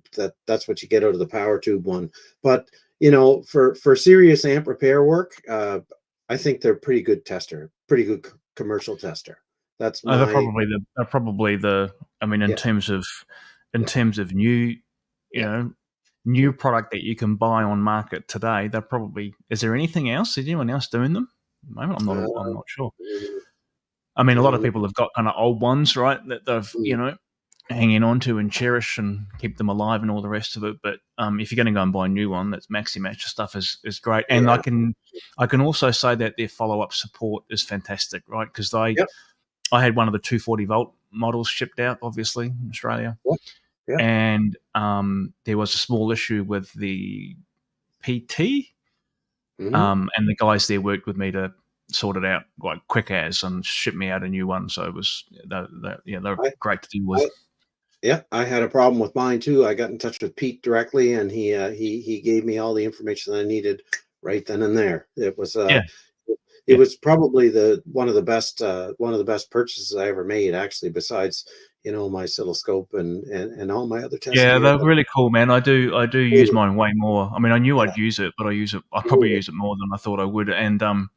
I think that they Peter and the guys there have got, it's quite their customer base that they're selling to are mostly techs. So that's right. If there is any kind of issue with the device, they can work with you. Get the best feedback ever. Yeah. Yeah, and you can do like I did the the guy sent me some fragments of the schematic and so on to help, so I could help diagnose it with them, and they were super helpful, and it was great.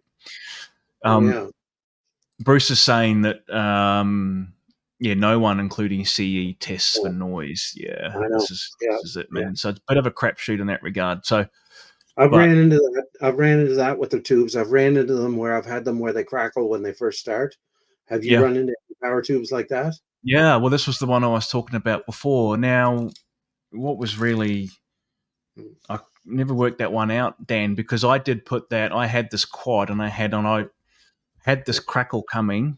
It was kind of like a rumbling, like a thunder sound, and I was definitely in the power tubes. And then I just through trial and error, I managed to trace it down because I pulled. It was in a quad. It was 100 watt. It was one of the Altas that I just built actually.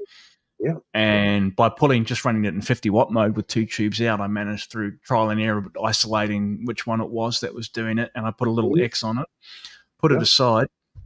2 months later,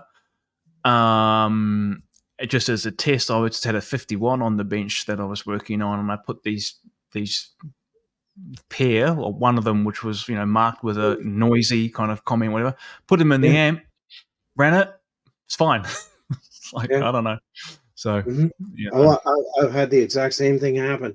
I've had a couple of them too, where they like, especially, I don't know what switch you use in your Alta, but like I'll use for 100 watters, I'll use the Eaton. I think it's the 15 or 20 amp double pole, double throw switch. You probably use a very similar switch in your amp. Anyway, the spring tension is so tight on the switch itself. Yeah, and especially with a 100 watt chassis, when you flick it on, I mean, you hear it through the whole chassis. And I've had some where I've had microphonic tubes too, but I mean, it's it's a crapshoot sometimes with that stuff. It is. Yeah. And I can see Brad. Hey man, Brad's here. Oh yeah. Champion. Oh cool. Awesome. Yeah, hey, Brad. Yeah. Yeah. So Peter Toms is your man. Yeah. So man, he is. Yeah. Just the best. That was the best because I was, when I finally got my tester and I was like, I got this problem with it. Man, it was the guys were awesome. Oh yeah. So, but on the modded Marshall topic, Andrew's asking, "Hey guys, I was wondering since we were talking about modded Marshalls, if you had any experience with the elusive Dookie Mod, and had any thoughts to share." Yeah. Now, are you familiar with this mod, Dan? It's that's Billy Joe Armstrong, the guitar player from Green Day. This is the one, yeah. Now, the guy who originally did that mod was John Sir when he was at CAE. I think that's when he did it. There's a lot of misconstrued information on the internet about it.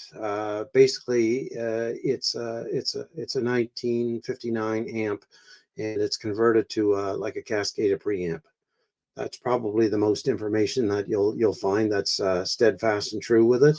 A lot of guys have different ideas on different values as to what they have for the voltage divider, what they put in for phase inverter coupling caps, filtering in the amp, things like that. It's, you go on the internet and you do a search for a 36 or a 34 mod. It's the exact same thing. And you can whip up 4 different links, and they all have different values for what you think it is. Yeah. One of those style. It's a bit like the conversation before about the SIR 34, and there's like a lot of speculation. Now, I have kind of like I'm looking down here because I'm just scrolling through my iPad here trying to find any information I might have on it. But I definitely looked at the circuit before, and kind of went, oh yeah, I don't know. It wasn't something that kind of stuck in my brain. Well, it's not a very good sounding amp, but I mean that's just my personal opinion on it. But yeah, right. Now, would that be because what John would often do in the mods is a bit like the Eldritch mod that was the question was earlier. It often put an extra gain stage in it as well. So I don't think there's an extra gain stage in that amp, no, Jason. it doesn't. I think it's just Cascaded. Yeah. Now, whether it's accurate or not, I found it. Now, I have no idea whether this is accurate. It just could be another interpretation of the amp. But so Nick, the Stereotone website, Nick has the layouts, not schematics, right? But he has layouts for all of his amps. They're actually good references, right? One of the things I did want to talk about is kind of like good references for layouts. And you mentioned George's build documents, the original Metropolis build guides. Yes. Those are excellent. If anyone goes to the Valvestorm website as well, there's a link there to a Google Drive share that has some really great turret board based layouts for all the Marshalls, 2203, 2204s, 1987s, and 1959s. Those are fantastic. And then there's Nick's site. Now, if you go to the Stereotone website and look at the British style amps and just go to the 100-watt super lead, Plexi 100 super lead, there is a layout there for this mod. Now, I'm on the same page as you. Yeah. Yeah. Right. So it's got a 47K grid stopper on the first stage, and it's a 270K plate resistor. Both sides. 2K7 and 0.68. Okay, I was looking at cathodes, pardon me. Cathode, yeah. So it's 2K7 and 0.68 on the second gain stage as well, right? Yeah. Which is one of the most common mods you'll ever do to a Cascaded Marshall if you want to get more gain from it, right? It'll really wake it up in a quick hurry. Yeah, that was it, right? So I guess the answer to going back to this question here from Andrew is like, this is looking at this, and let's just pretend that this is, pretty much on the money. Yeah. It's got some differences, but there's a lot of amplifiers that have taken a 2204 or a 2203 style preamp, which is, Marshall's, the first kind of master volume amps. Yeah. And modified that second gain stage by changing that 10K cold clipper stage into a much hotter gain stage. Exactly. And all of a sudden, you got a shitload more gain in the amp without having to actually drill a hole and put another whole preamp tube in, Exactly. which is kind of what this amp looks like to me. It's got some other things, but the other things that are in it are really around voicing, preferences.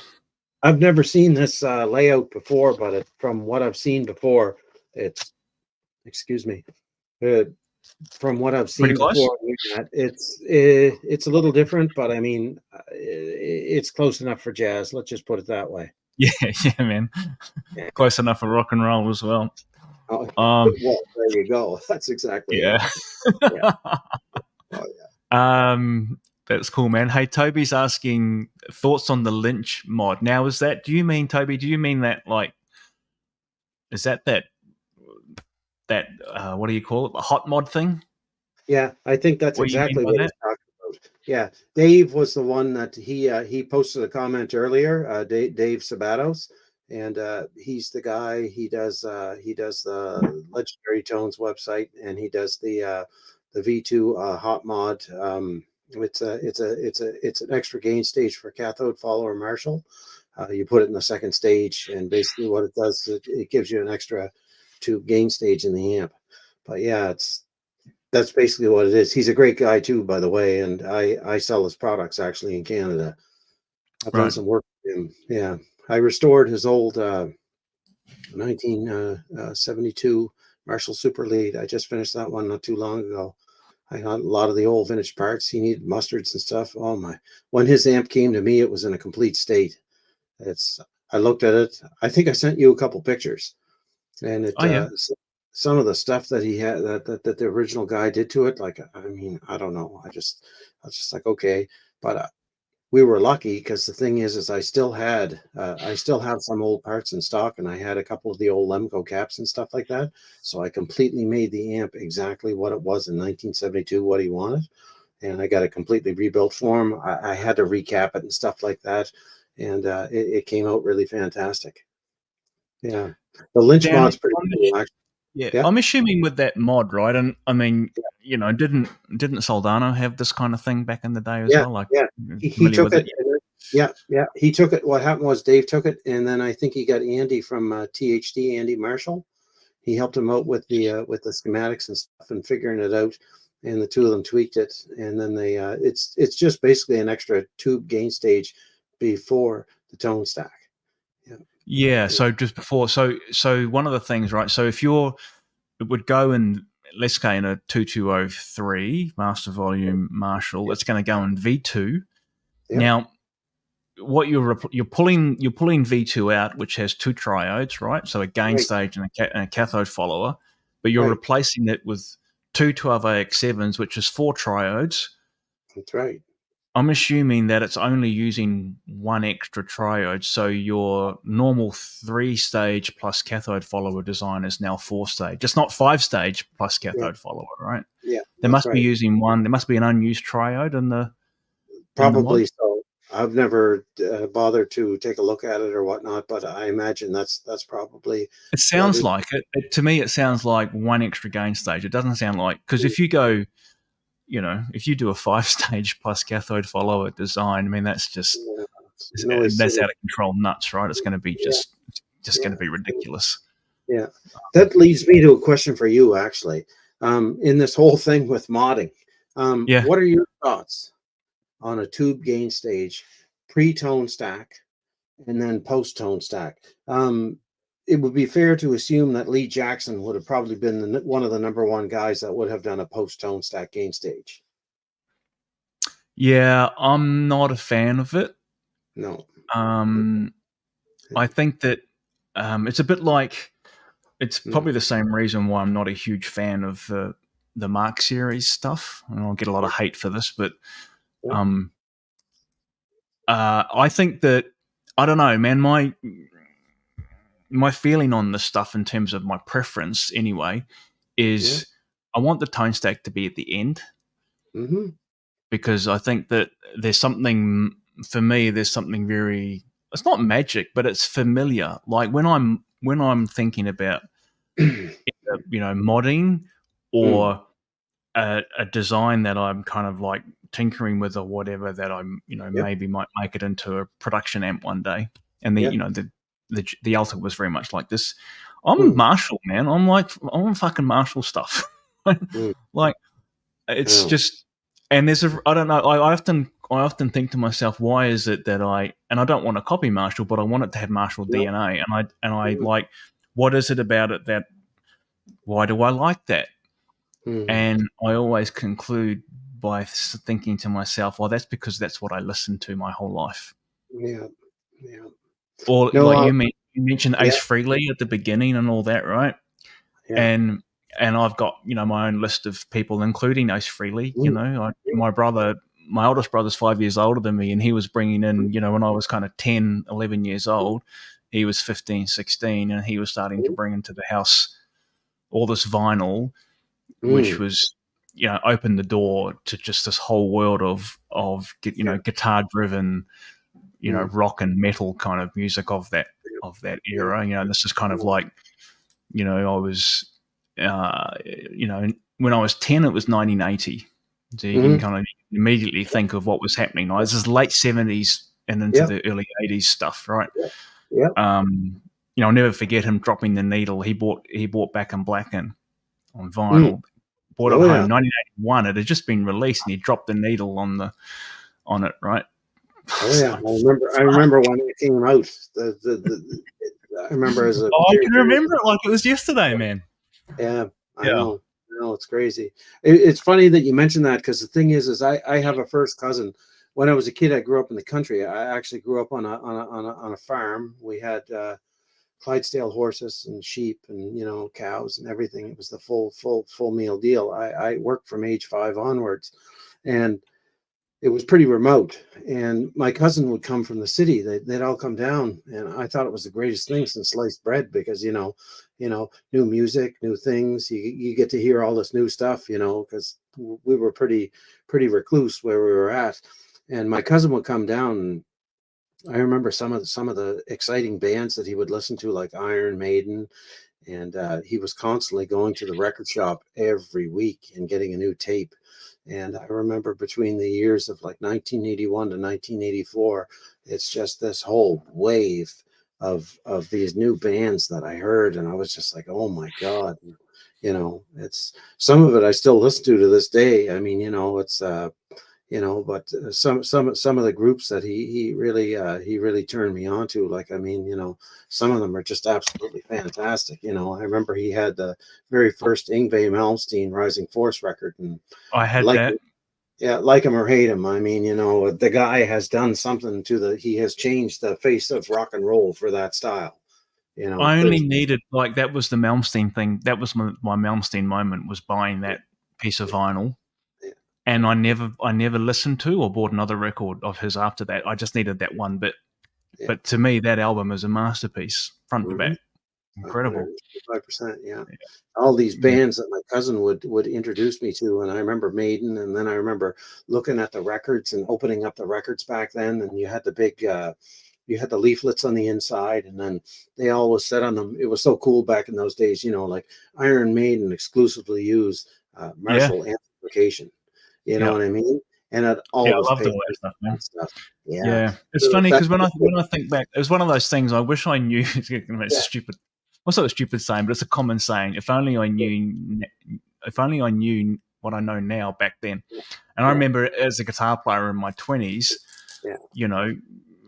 stupidly getting into, well, not stupidly, but I got onto rack gear and all that bullshit, right? Like ADAs and all that kind of stuff. Yeah. And when I think back now, I'm like, man, fuck, all I needed was like a decent Marshall, a couple of Marshalls, right, and an overdrive pedal out front. Like, it's like, if I had my time again, that's what I would play.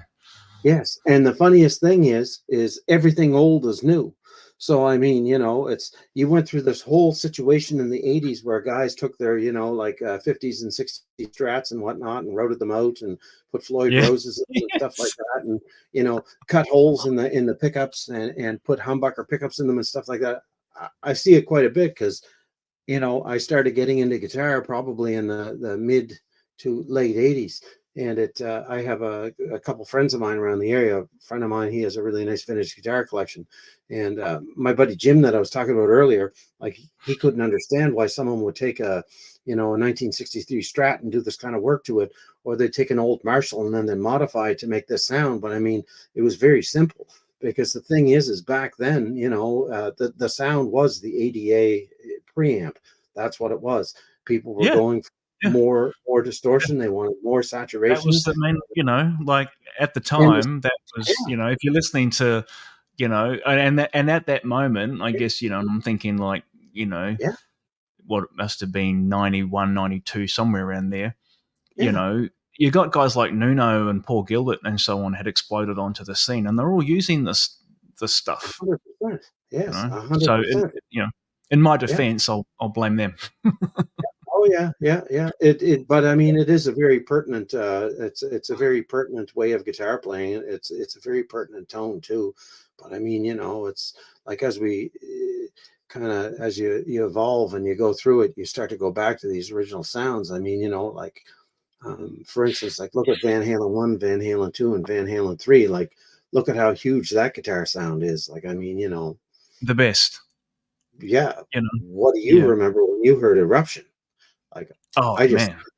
And what? And my first, one of the other memories of my, being very young was, and I grew up in New Zealand, which some people know, not Australia. I grew up in New Zealand, which is about 4-hour flight from here, and it's a small country, right? New Zealand had less than 3 million people in it at that point, and we only had 2 TV stations when I was young. Yeah, me too. No cable, none of that rubbish. And anyway, there was this music show called Radio with Pictures that was on once a week, and it was on Sunday nights. You've got to stay up late to watch it. And one particular Sunday, and this was about 1981, somewhere around there, they had a heavy metal special. Yeah. And I taped it on VHS tape, stayed up and watched it. And it was just the best. It was like Christmas. Every Christmas came all at once. And there was like all kinds of stuff on the special. It was probably ran for an hour and a half, something like that. And it was just video clips, and there was like AC/DC playing, What Do You Do for Money, Honey? And like all the official videos. This wasn't live. This was all like just video releases and stuff back in the day. And anyway, they played Van Halen, You Really Got Me. And if anyone knows that official video clip, which is, you can go and find it on YouTube, right? They play half of Eruption. Oh, wow. Not the whole thing, just the first half. Yeah. Before all the tapping piece. And then because they kind of like cut the video down, right, to be like a, I guess consumable for, for circulation rather than the whole Eruption. But they wanted to have the intro. So they just had the first part of it before that little break, and then he comes in with the second piece.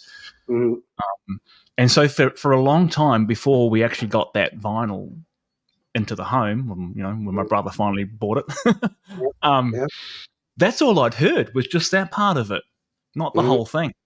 But to this day, it's still my favorite part. Like the tapping stuff is cool, super cool, but I actually like the first half of that thing more than I like the second half. I've always have, probably because of that story. But yeah, we went down all kind of rabbit holes there, man. But yeah, like the modding thing for me, and probably what got me into this whole caper in the first place was a fascination with and just an absolute desire to learn about how to create those sounds that were so still so familiar to me, and it's all Marshall based, right? So when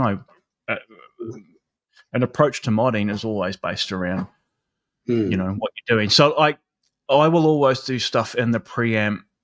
I've never put a gain stage in after the EQ and before the phase inverter, never. But I'll also piss around with negative feedback. So it's not just a preamp thing. I'll look at kind of like what's going on in terms of the power amp and the negative feedback side. I think voltages are really important as well. And that's huge. It's monumental. You change the tone and the feel of the amp dramatically by feel like nobody's business. Yeah. 100%. Yeah. Yeah. So Alex is also suggesting here just some, if anyone doesn't know, right, the Martin Blanco books as resources are awesome. The Valve Wizard. Yeah. The Valve Wizard, yeah. So valvewizard.co.uk is the site. I'm sure everyone probably knows this, right? But the books, buy his books, man. Support the guy. He's put out an amazing amount of information for free on his website. But the books are a whole nother level. Like there's a lot of stuff in those books that are not on the website. Definitely do it. Even I think Bruce was on last week, and Bruce was saying when has quiet time in the bathroom, he's reading these books, which I thought was awesome. Yeah. Bruce is the Obi-Wan Kenobi of the amp modding world. That's what he is.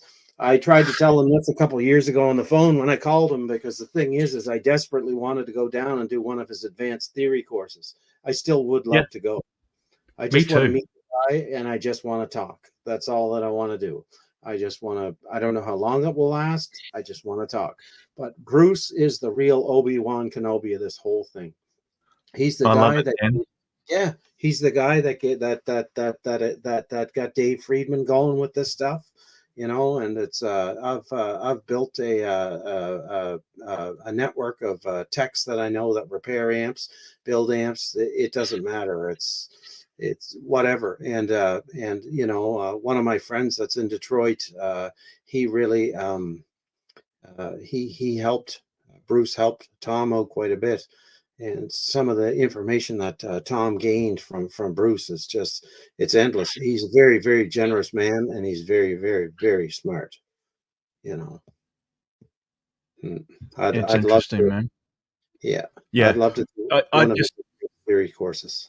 It would be fun. Yeah, that was the thing that you know, Dave was joking about, but I think he was half serious, or probably mostly serious. Was that is that the next time when I visit the States again, which I want to do the same time in 24 that I did in 23, which was in kind of late May, early June, that we would do I'd fly into LA, and we'll do a trip out to see Bruce and and hang out. Maybe try and time it for one of your classes, Bruce, and we'll hang out in the back of the classroom and be annoying.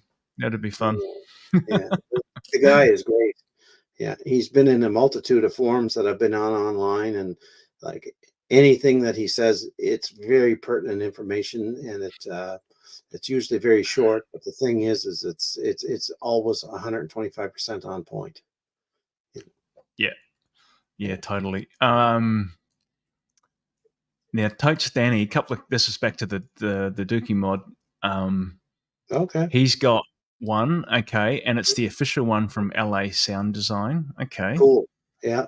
So that's the real and you've one. got the SE, the SE lead mod, Brutal Truths. I don't love the sound of it. You got to run them together. Now, the SE mod, this is obviously John's stuff. I've played with that circuit a bit. I built a 50-watt version of it during my kind of particularly quite early in my learning curve, I guess. I was really fascinated with that sound, and I've always loved Doug's playing. I found the amp very bass heavy in the preamp, actually. Really? And I ended up and the coupling cap, so my memory of this is that the couplers are quite large, and it was probably through that experimentation that I discovered that I really like a pretty lean pretty lean bass early in the preamp. Yeah, trim it's it a down. style thing. I mean, some people you know, don't like that, right? And they really want that thickness coming through. I find it can get a bit bloated, right? So I'm pretty sure I ended up changing that amp and put a 0.0022 coupler after the first stage, because I think it wasn't even a 22 nanofarad. It was might have even been larger than that. I can't quite remember. Yeah. There was a guy that I did some work for, local Canadian guy. He played he plays in the rock band Sum 41, and he's sponsored by Marshall. And anyway, I sent you pictures of the amp. So I remember that. It was pretty limited with what I could do, because I mean, with those 1987 X's, I mean, you really don't have a lot of room to work on those things, right? No, they're pretty compact, aren't they? They're very tight. But what happened was like he called me on the phone. You know, it's I have a habit of liking to talk to people. So, anyways, it's so we got chit chatting about this, that, and the other thing. And the Derek, the guitar player and the singer in the band, he actually has he has an SE modded Super Bass 100. But answer me one thing. Does that amp come with like a depth control on it? Does he have some kind of Yeah. Yep. Okay. Yep. Yeah. And it's got, now I'm going from memory here, but that was another area of the amp that I ended up changing. Yeah. I'm pretty sure that the depth cap in that amp is a 10 nanofarad. Jesus, that's huge. Exactly. It's really bassy. I was like, wow, this thing is fast. It's huge. Yes. Loose bottom. Oh yeah. Holy moly. Yeah. Yeah, man. Yeah. That's big, right? Because you're like, I guess, guys, for anyone who's kind of like, trying to orientate us kind of what that means. Like most of and you've seen me, people have seen me do this on the channel heaps of times, right? And, it's certainly not something I invented by any stretch. Yeah. Depth mods have been done on amps for bloody years, but it's very common to kind of see, 2.2 nanofarads, 4.7 on a depth cap. Very, very common. Yeah. Sometimes pushed to 6.8 if you really want the chug. Yeah. And so 10 is like, pretty, is big. And like that coupled with the pretty bass heavy preamp, I just found it. Yeah. That's like not for me. It's a pair of 60 pants. Yeah, I mean, for the right player or whatever, right? The right setup and so on, it's probably perfect. And it would obviously, people say, it depends what speakers you're using and guitar and all that as well. But yeah, not for me. Brad's got a comment here, or a question actually. You got a 1974X, so that's the reissue 18 watt. 18 watt, yeah. Hand wired Marshall, the combo. To ultra linear with a choke. Someone modded to ultra linear and with a choke. No, I haven't. I mean, I've certainly seen, Brad, a whole bunch of stuff where people have put chokes into amps that didn't have them, but I've never seen a guitar amp wired to ultra. What does it sound like? Let us know in the chat, man. Love to know what it sounds like. Are you close to him, Jason? Are you close to Brad? Not really. Brad's in Sydney, which is, it's an hour and a half flying away. It's only a 1 hour flight, but it's a 1.5 hour flight time because there's always pissing around at landing and all the rest of it. And so if you're driving, it's, it's a full day. It's an 8 hour drive or whatever.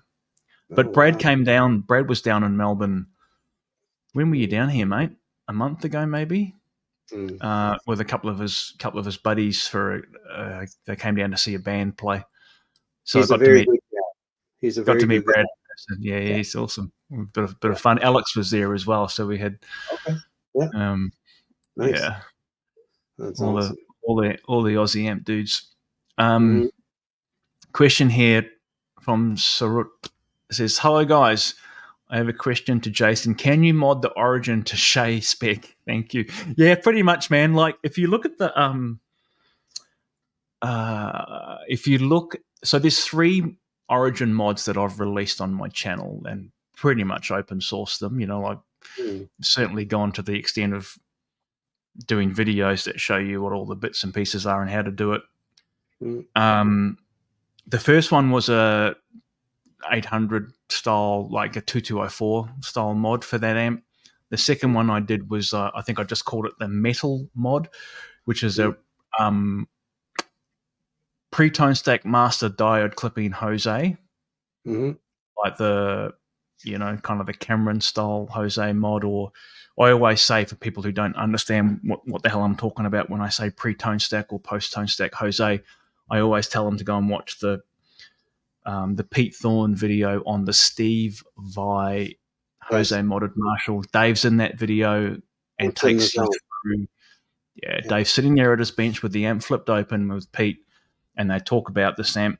And Dave describes the push-pull master in those 3-in-1 mods or whatever that you would change where the master volume is in the circuit to pre-EQ, post-EQ, and they talk about what it does in terms of the tonal impact. Yeah. And so a pre-tone stack master with diodes has a really particular sound to it.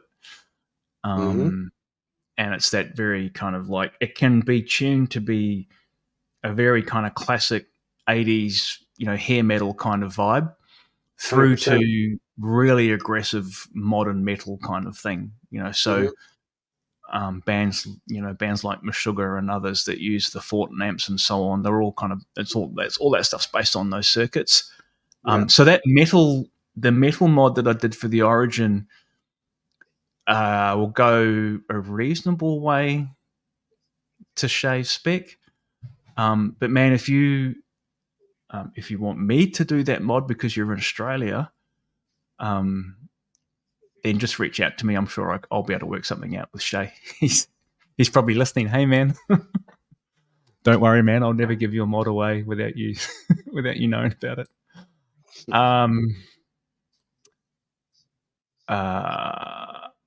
Here we go. This is a comment about the Lynch mod. Yeah, we're saying so. Okay, so it's 112AX7 and 187. Okay. Yeah. So perhaps it is using all of the triodes. I don't know. I always wanted to know that.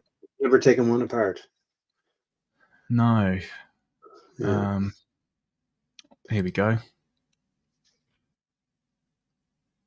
It's amazing what all these dudes in this chat here know so much stuff. So Kurt's saying the Soldano one was a triple, I think you've been triode using an old old organ tube for preamp. Yeah. It was an unobtainable tube that he originally used in the original design. I think they took it and then they revamped it. I'm not too sure. Yeah. Now, Toby's got transcriptions to Rising Force, very complicated. Now, I'm going to give a shout out to Simon Hosford here, who I know, Simon, I saw you comment right at the beginning, man. So I'm going to give you a shout out and say hi. Simon, if anyone doesn't know who Simon is, check out his YouTube channel. But he's also been on my YouTube channel a bunch playing with this amp. That actual amp, that's my Alpha right up there. And Simon is an incredible guitar player, probably the best that I've had the privilege of sitting down in front of and watching someone play. And he's got a video on his channel of him playing the whole VH1 front to back, which has got a couple of hundred, I think approaching 300,000 views on that video now, if not more, where he played it at the Melbourne Guitar Show. So nothing more intimidating than standing up in front of a room of hundreds of guitar players playing Van Halen, but Simon does it. But last year he did not the Rising Force album, not the first album, but Trinity, I think, and played it front to back, note for note, perfect. So there's some footage of that on his channel. So if you want to check out someone playing Malmsteen the way it's meant to be played, go and check out Simon's channel. And I hope you're recovering, Simon. I know you've been sick, man. So I hope you're starting to feel better, man. Yeah, radio with pictures, man. So I know you're in New Zealand, aren't you, dude? Karen Hay, that was her. She was the host for Radio. That was the show I was talking about that had the heavy metal special. And yes, I do remember Billy T. James. Billy T. James was a comedian, of course, man. I remember all that stuff. Yeah. Bruce Merlin as the best bathroom books. Mike has done the advanced theory course. Yeah, that's cool. Yeah, I'm pleased to hear that. And there you go. Bruce is flattered for the Obi-Wan Kenobi comment. I think. Well, it's the truth. Oh yeah, it is the truth. The man is a living legend. Yeah. A lot of love for you here, Bruce, and it's well deserved, mate. Yeah. Brad says you're a saint, and man, I would love to come and visit you in Michigan. I think you're in Michigan, are you? I don't know. Oh, I know. When I was in the US last time, Bruce, I probably told you this, right? I stayed with my buddy Shay and business partner, and he's in Indiana, and I think what are you? Maybe a 4-hour drive, maybe 5-hour drive from there. So it's definitely doable. I should definitely do it. So Bruce is chiming in on this. Just got some real-time comments here about your 1974X. Sounds okay-ish, but has other unrelated issues. Yeah. Yeah, Bruce is saying ultralinear would require a different output transformer. I never played with ultralinear because it's more of a hi-fi thing. Yeah, that's right. I think Brad said though that it did have an ultralinear output transformer. right. Yeah, I thought he said that. I thought he said that it had a choke in it too, but I don't know. Those small amps, there's really not so much you can do with them. That's the thing. Yeah. Yeah, that is interesting. Oh yeah, yeah. Gosh, the last ultralinear amp I worked on, I had two of them. I had a Sun Model T. Oh my goodness, that was a pain in the backside. Holy camoly! I got it though. Yeah, yeah. Hey man, one of the other things I wanted to, I know we're at the 2-hour mark. Yeah. Yeah. You know, and if maybe we just push on for a little bit, if that's cool. Not too much longer. But I wanted to ask you about grounding. Yeah. So one of the other, I think, is just like if we're talking about building Marshall circuits. I mean, but this applies to any tube amp, really, right? I think learning about grounding and the kind of techniques that work. You know, and when I say work, I mean you've got an amplifier that doesn't have a horrible hum. Yes. In it. Yeah. Do you and there's different flavors of this, right? You know, there's people that will tie all the grounds and the amplifier all together on a through a bus or whatever, and maybe ground it at the preamp, maybe ground it at the mains only, or do a Lowry style grounding method where there's lots of different grounds and all that. Do you have and I've devised my own method that, again, I'll never say that I invented it, but I just know it works, and so I use it. Yep. What's your have you kind of arrived at a particular method that you would recommend, and you think it's pretty much fail safe? Yeah, I think so. If you look at a typical Marshall grounding scheme, everything goes to the grounding bar on the front of the pots, and it can be a good thing, it can be a bad thing. I'm sure you've run into old amps where you've had a lot of hum and stuff like that. Yes. Yeah. And then you've undid all the nuts and you've taken those black oxide washers off because they do not give you a perfect connection. And then you've changed them to a zinc one or whatnot, or used an SOS with WD-40 on it. You clean the panel. How I like to do them, I found the best way that works for me. I like to take the very first cathode stage and my input jacks, and I like to run them to their very own separate ground. That's the first thing I like to do. Yeah. Right. So you will do that, like if a 1987X has come in, or even an older ramp, maybe something, a JCM 800 out of the 80s, you would do this? Yeah, if they don't mind, that's how I do it. And then what I do is in my second grounding, spot, I'll ground the preamp filter, and I'll also ground my second stage for the cathode there. And I have that one spot that I have my grounding for that. And then I leave on the main front panel. If it's like an older JCM 800, it's a PCB amp, but it's more hand wired than it is. You know what I'm trying to say? Yeah, I do. I'll run all the potentiometer grounds on that one spot. Sometimes what I'll do is I'll separate the presence ground, and I'll run that to where I have the cathode, or the ground hookup for the return for the negative feedback on the output jacks, where they ground there for your. I'll ground them there. That's one spot, and it's just a couple things. And sometimes I'll move the bias as well too, and that helps quite a bit with noise. You know. Yeah, interesting. Now this whole thing. So one of the things that I discovered with PCB design, right? Because that was one of the in my own journey, one of the things that I kind of obviously got into it big time.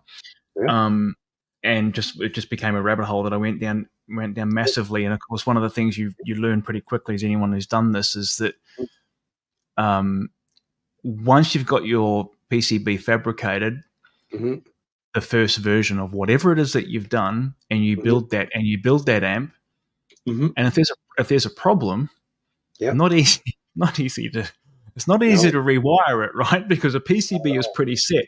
Now you can get in there, of course, and with your box cutter or whatever, and cut tracks and rewire stuff. Yeah, to cut a trace or whatever, right? And then you kind of you arrive at, okay, this is how I need to do it, and then you create, then version 2 of the PCB is born. Right. Now, and I mention all of that because the grounding scheme was one of the things that I worked really a lot on, because I just wanted it to be as perfect as I possibly could, and what I found is that depending on the overall design of the amp, different ground schemes would work and others wouldn't. And so I kind of have settled on, and I'm happy to talk about it because it's kind of become pretty much foolproof for me now. But I will say that when I was designing working on the Alta 100, which was, it really took me about a year of elapsed time with multiple revisions of that before I was happy that it was like, okay, now this is ready. I had some grounding issues in that amp in the very early iterations of it. And what was really perplexing to me about it was that and I would get 100 hertz hum, which is a classic kind of, grounding kind of related problem. Right. But it would only happen on one channel. Right, so it's a 3-channel lamp. In channel 1 and channel 3, there was this 100 hertz wouldn't manifest, but in channel 2 it would. And I eventually traced this thing down to a grounding scheme issue, which was, you can imagine that kind of thing can take some time to get to the bottom of. Huge. You know what I mean? Because I chased my tail on a couple of different things, and I tried a few other schemes that worked perfectly, but I wasn't happy with those grounding schemes. And those grounding schemes that got rid of that problem but had other problems was where you would tie the entire ground for the amp at one point. And you'll see this recommended in a lot of I think even in Merlin's book he talks about this as viable grounding schemes, where you could take everything from you could take everything from the rectifier ground, the mains, all the way through to the ground for the cathode on the first triode, and then ground it at one point at the input jack. And the inverse of that is doing the exact same thing, but grounding it at the mains in one single point. Now they both worked in me trying to solve this problem that I had, but introduce other issues, right? And particularly I found in a high gain amp, when you kind of get into the higher gain modes of channel 2 and channel 3 in this amp, that you'd get, if you're grounding the whole thing at the preamp end, you get noise. You get noise from the rectification. I think that actually flows through that ground. You get kind of like the ground becomes dirty, and you can hear it. I could hear this 100 hertz kind of annoying noise floor in the amp that when I grounded it that way, and it got rid of the bad mains kind of related hum, but introduced other problems. So anyway, the method that I've kind of arrived on that has been working really great is I'm really only grounding the amp in 3 points now. So I ground the power tube cathodes at their own position. Right. All right. Which is just like, Marshall did that. That's nothing new, right? It's in 100 amps. Right. I got a ground for the mains.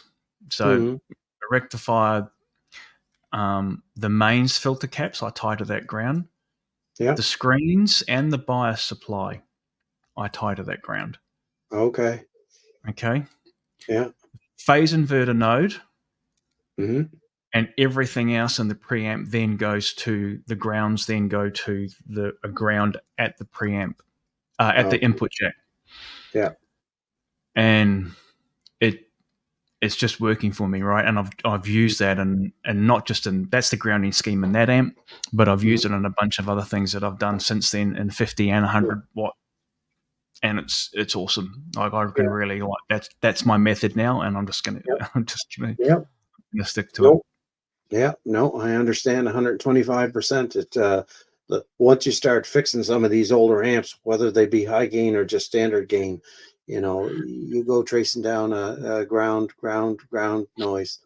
It can be brutal sometimes to find, and then when you get it's. I mean, I think it's one of those things. That's why kind of like, the preamble to this question or this topic was kind of like, I think designers have arrived at schemes that work for them, and it's not necessarily all the same grounding scheme, right? Everyone's using slightly different ones to some degree, but it's a method, or you arrive at a formula that works. And here's Bruce saying, separate the high current power grounds from the low level signal grounds. This is it, Bruce. This is what I found. Yeah. And I tested all this stuff on my bench, and of course I'd read all this stuff and read all these commentary on doing exactly what you said there, Bruce. But I had to discover it for myself and try it. Yeah. But it definitely works. Mm-hmm. Now, man, the one of the other, probably the last thing, given that we're at the 2:15 mark. I know it's late. I know it was a 9 p.m. start for you, right, already. So we must be past 11 o'clock now. Yeah, 11:18. It's not too bad. It's late, man. 11 by this time, I'm 11 o'clock. I'm done. I wanted to talk to you about.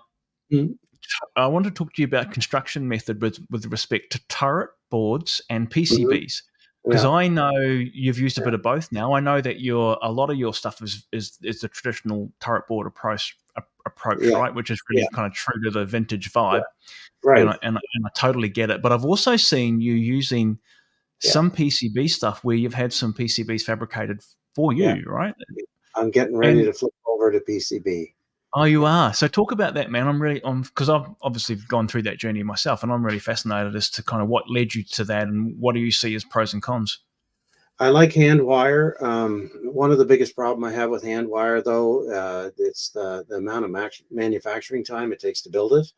I mean, it's great. Like right now, I'm building a different design amp. It's very similar to what you'd build too. I mean, it has an extra gain stage in the front of the preamp. I have a bunch of different values and ideas for what I want to do. I want to build it on a turret board because I want to be able to hot swap parts, and I want to be able to figure out what's going to work for that amp. But then once that amp is sorted and it's figured out, I'm going to put it on a PCB board. The price of parts are a real concern. It's axial parts are getting harder and harder to find. That's a good point. Yeah, there's limited suppliers that sell them. Everything's flipping over to Radial. Some of the Radial parts that you look at, like say for instance, like with the Yngwie capacitors, they sound great. You know what I mean? Yeah, they do. They're really kind of like, they're not expensive either, right? You're like, no, they're fantastic. And and it's resistors are getting harder and harder to find. I mean, certain values and certain things. We've had this conversation. You got to buy them in 1,000 lots now. Yeah, bags of 1,000. Yeah, that's right. I mean, I'm sure there's other companies that sell them in smaller amounts for an increased price, but I mean, which works great for guys that do modding and DIY stuff. There's nothing wrong with it, but it's getting harder and harder to find the parts. And the thing is if you do have a good PCB board and you have your design laid out to whatever revision you wanted at, you have a nice two-sided board. You can go in and you can substitute a value. You can change a negative feedback resistor on the fly. You can change plate resistors. You can do whatever you want, with the exception of if you use radial caps, you're not going to be able to change that without taking the board out. But the thing is I mean, it's everything will eventually end up going to PCB, and it's if it's laid out and it's done properly with a two-sided PCB board, then I don't see very much difference at all. That's my base. That's my base. I agree, man, and I would argue that, and I've just everyone's heard me say this before, but it's if the PCB is done well, and you can definitely get there, you might need a few revisions, right, to get it like, you know, near perfect, if you like. It's better. Yeah, I would say this to anybody, like, it's better. And I've done one of the experiences I had. I was actually talking. Well, Shay was talking to me about this. So Shay at Monomyth, who's my business partner and buddy, and he, Shay's still doing quite a lot of modding as I am as well, and we both were commenting on how we'd worked on 1959 hand wireds, the Marshall hand wired, which is a turret board based amp. And putting kind of high gain mods into that amplifier, and winding up with something that sounds good but has a high noise floor, higher than what we like, higher than it should have. And for the average kind of punter or whatever, they probably think it's fine. But I'm really fussy on that stuff now, and I just thought, I've done a few of those, and they've come out like they sound good, but it's like there's a higher level of noise floor. So as an experiment, Shay has a Marshall ST1 style board. I mean, I've got one. I sell one in the Evolve DIY store that people buy. It's probably the most popular board I have actually for DIY people. But Shay used one of the ones that Alex did. Here's Alex here, man. Say hit like and subscribe. Thank you, dude. Alex is also really gifted. Well, he is a gifted PCB designer, and we share a lot of information between ourselves. Alex did an ST1 board as well, that is just got ground planes all over the place, right? All nicely done. Shay took one of those boards, who Alex sent him a bunch, dropped it into this 1959 hand wired amp. I'm pretty sure it was that one, or it was certainly one of the ones that had one of the non-shielded style boards. And it was a dramatic difference in the noise floor. It sounded just as good, but the thing just became almost dead silent, right? So a well-designed PCB that's laid out properly and shielded well will beat a turret. Is in my view anyway, will beat a hand wired amp any day of the week. And as long as the PCB board is designed for through-hole parts and it can be serviced, then you're off to the races. Well, this is it, right? And you mentioned this. You mentioned so if it's a through-hole plated double-sided board, you can anything but the radial caps you can service and remove without having to take the board out. And I think a lot of the bad. If you read any of the guitar forums filled with people that don't know what they're talking about, and it's all bad information. It's all bullshit. They give PCB stuff a hard time. Well, it's bad information is what it is. Yeah, it is, and a lot of it's probably based on if you look at the PCB construction for a 1973 Marshall, the very first ST1 boards, they're shit. But that's not what we're talking about. No one's manufacturing those PCBs like that. Well, Marshall still are, but no one else is, right? Marshall still do single-sided ST1 boards, but anyway, apart from that. Yeah, right. Apart from that, no one's doing that, right? So, but it's I agree with it 125%. So I'm slowly trying to migrate things over. And I mean, well, you probably see it for yourself too. Like with your building, you can do your building a heck of a lot more modular now. You know what I mean? Which is really nice. Yeah. Brad's always got the best comment, mate. What the fuck do the forum guys know? Yeah. He's absolutely right. Yeah. You're always right, Brad. I'll give you that, mate. Yeah, he is. Yeah. Oh yeah. Absolutely. All right, man. I think I'm through. We're certainly through the chat, and I'm pretty much through all the kind of the main stuff that I wanted to. I want to talk with you about, man. So, great for having thanks for coming on, Dan. This was awesome, man. It was I really enjoyed the chat. Thanks, Mr. Friedman, for the icebreaker. Yes. Always. Dave knows he's always welcome on this channel anytime, man. Like at a drop of a hat. Yeah, so Dave messaged me. You know, anyone doesn't know, right? It was like 10 minutes before we came on here. Dave dropped a message to me, and he goes, "Oh man, I'm still here at the shop. If you, I'll come and jump in and say hi." And I'm like, "Hell yeah, absolutely you are." So guys, I'm going to do one more live stream for 2023. So the same bat time, same bat channel next week, and I talked about this at the end of the stream last week with Dave and Bruce, and so Dan, you're welcome for this, right? So next week is going to be an open table invite for everyone that's been on the stream over the last 3.5 months. Yeah. So I'm going to send you a link. It's going to be chaos and completely crazy, but we're just going to have a bunch of guys on, and people can just come in, say hi, stay, hang around for as long as you want. But it's just going to be free form, pretty much chaos. Yeah, no, I'll be there.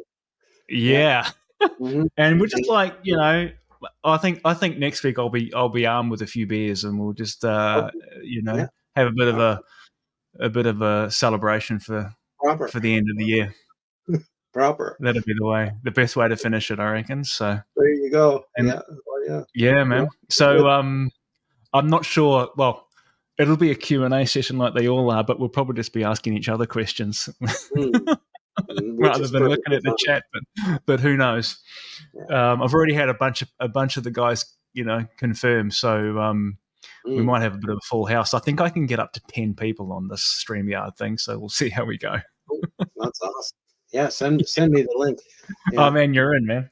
Oh yeah, absolutely. Yeah, I have a few questions for Bruce, and that it'll be good. So yeah.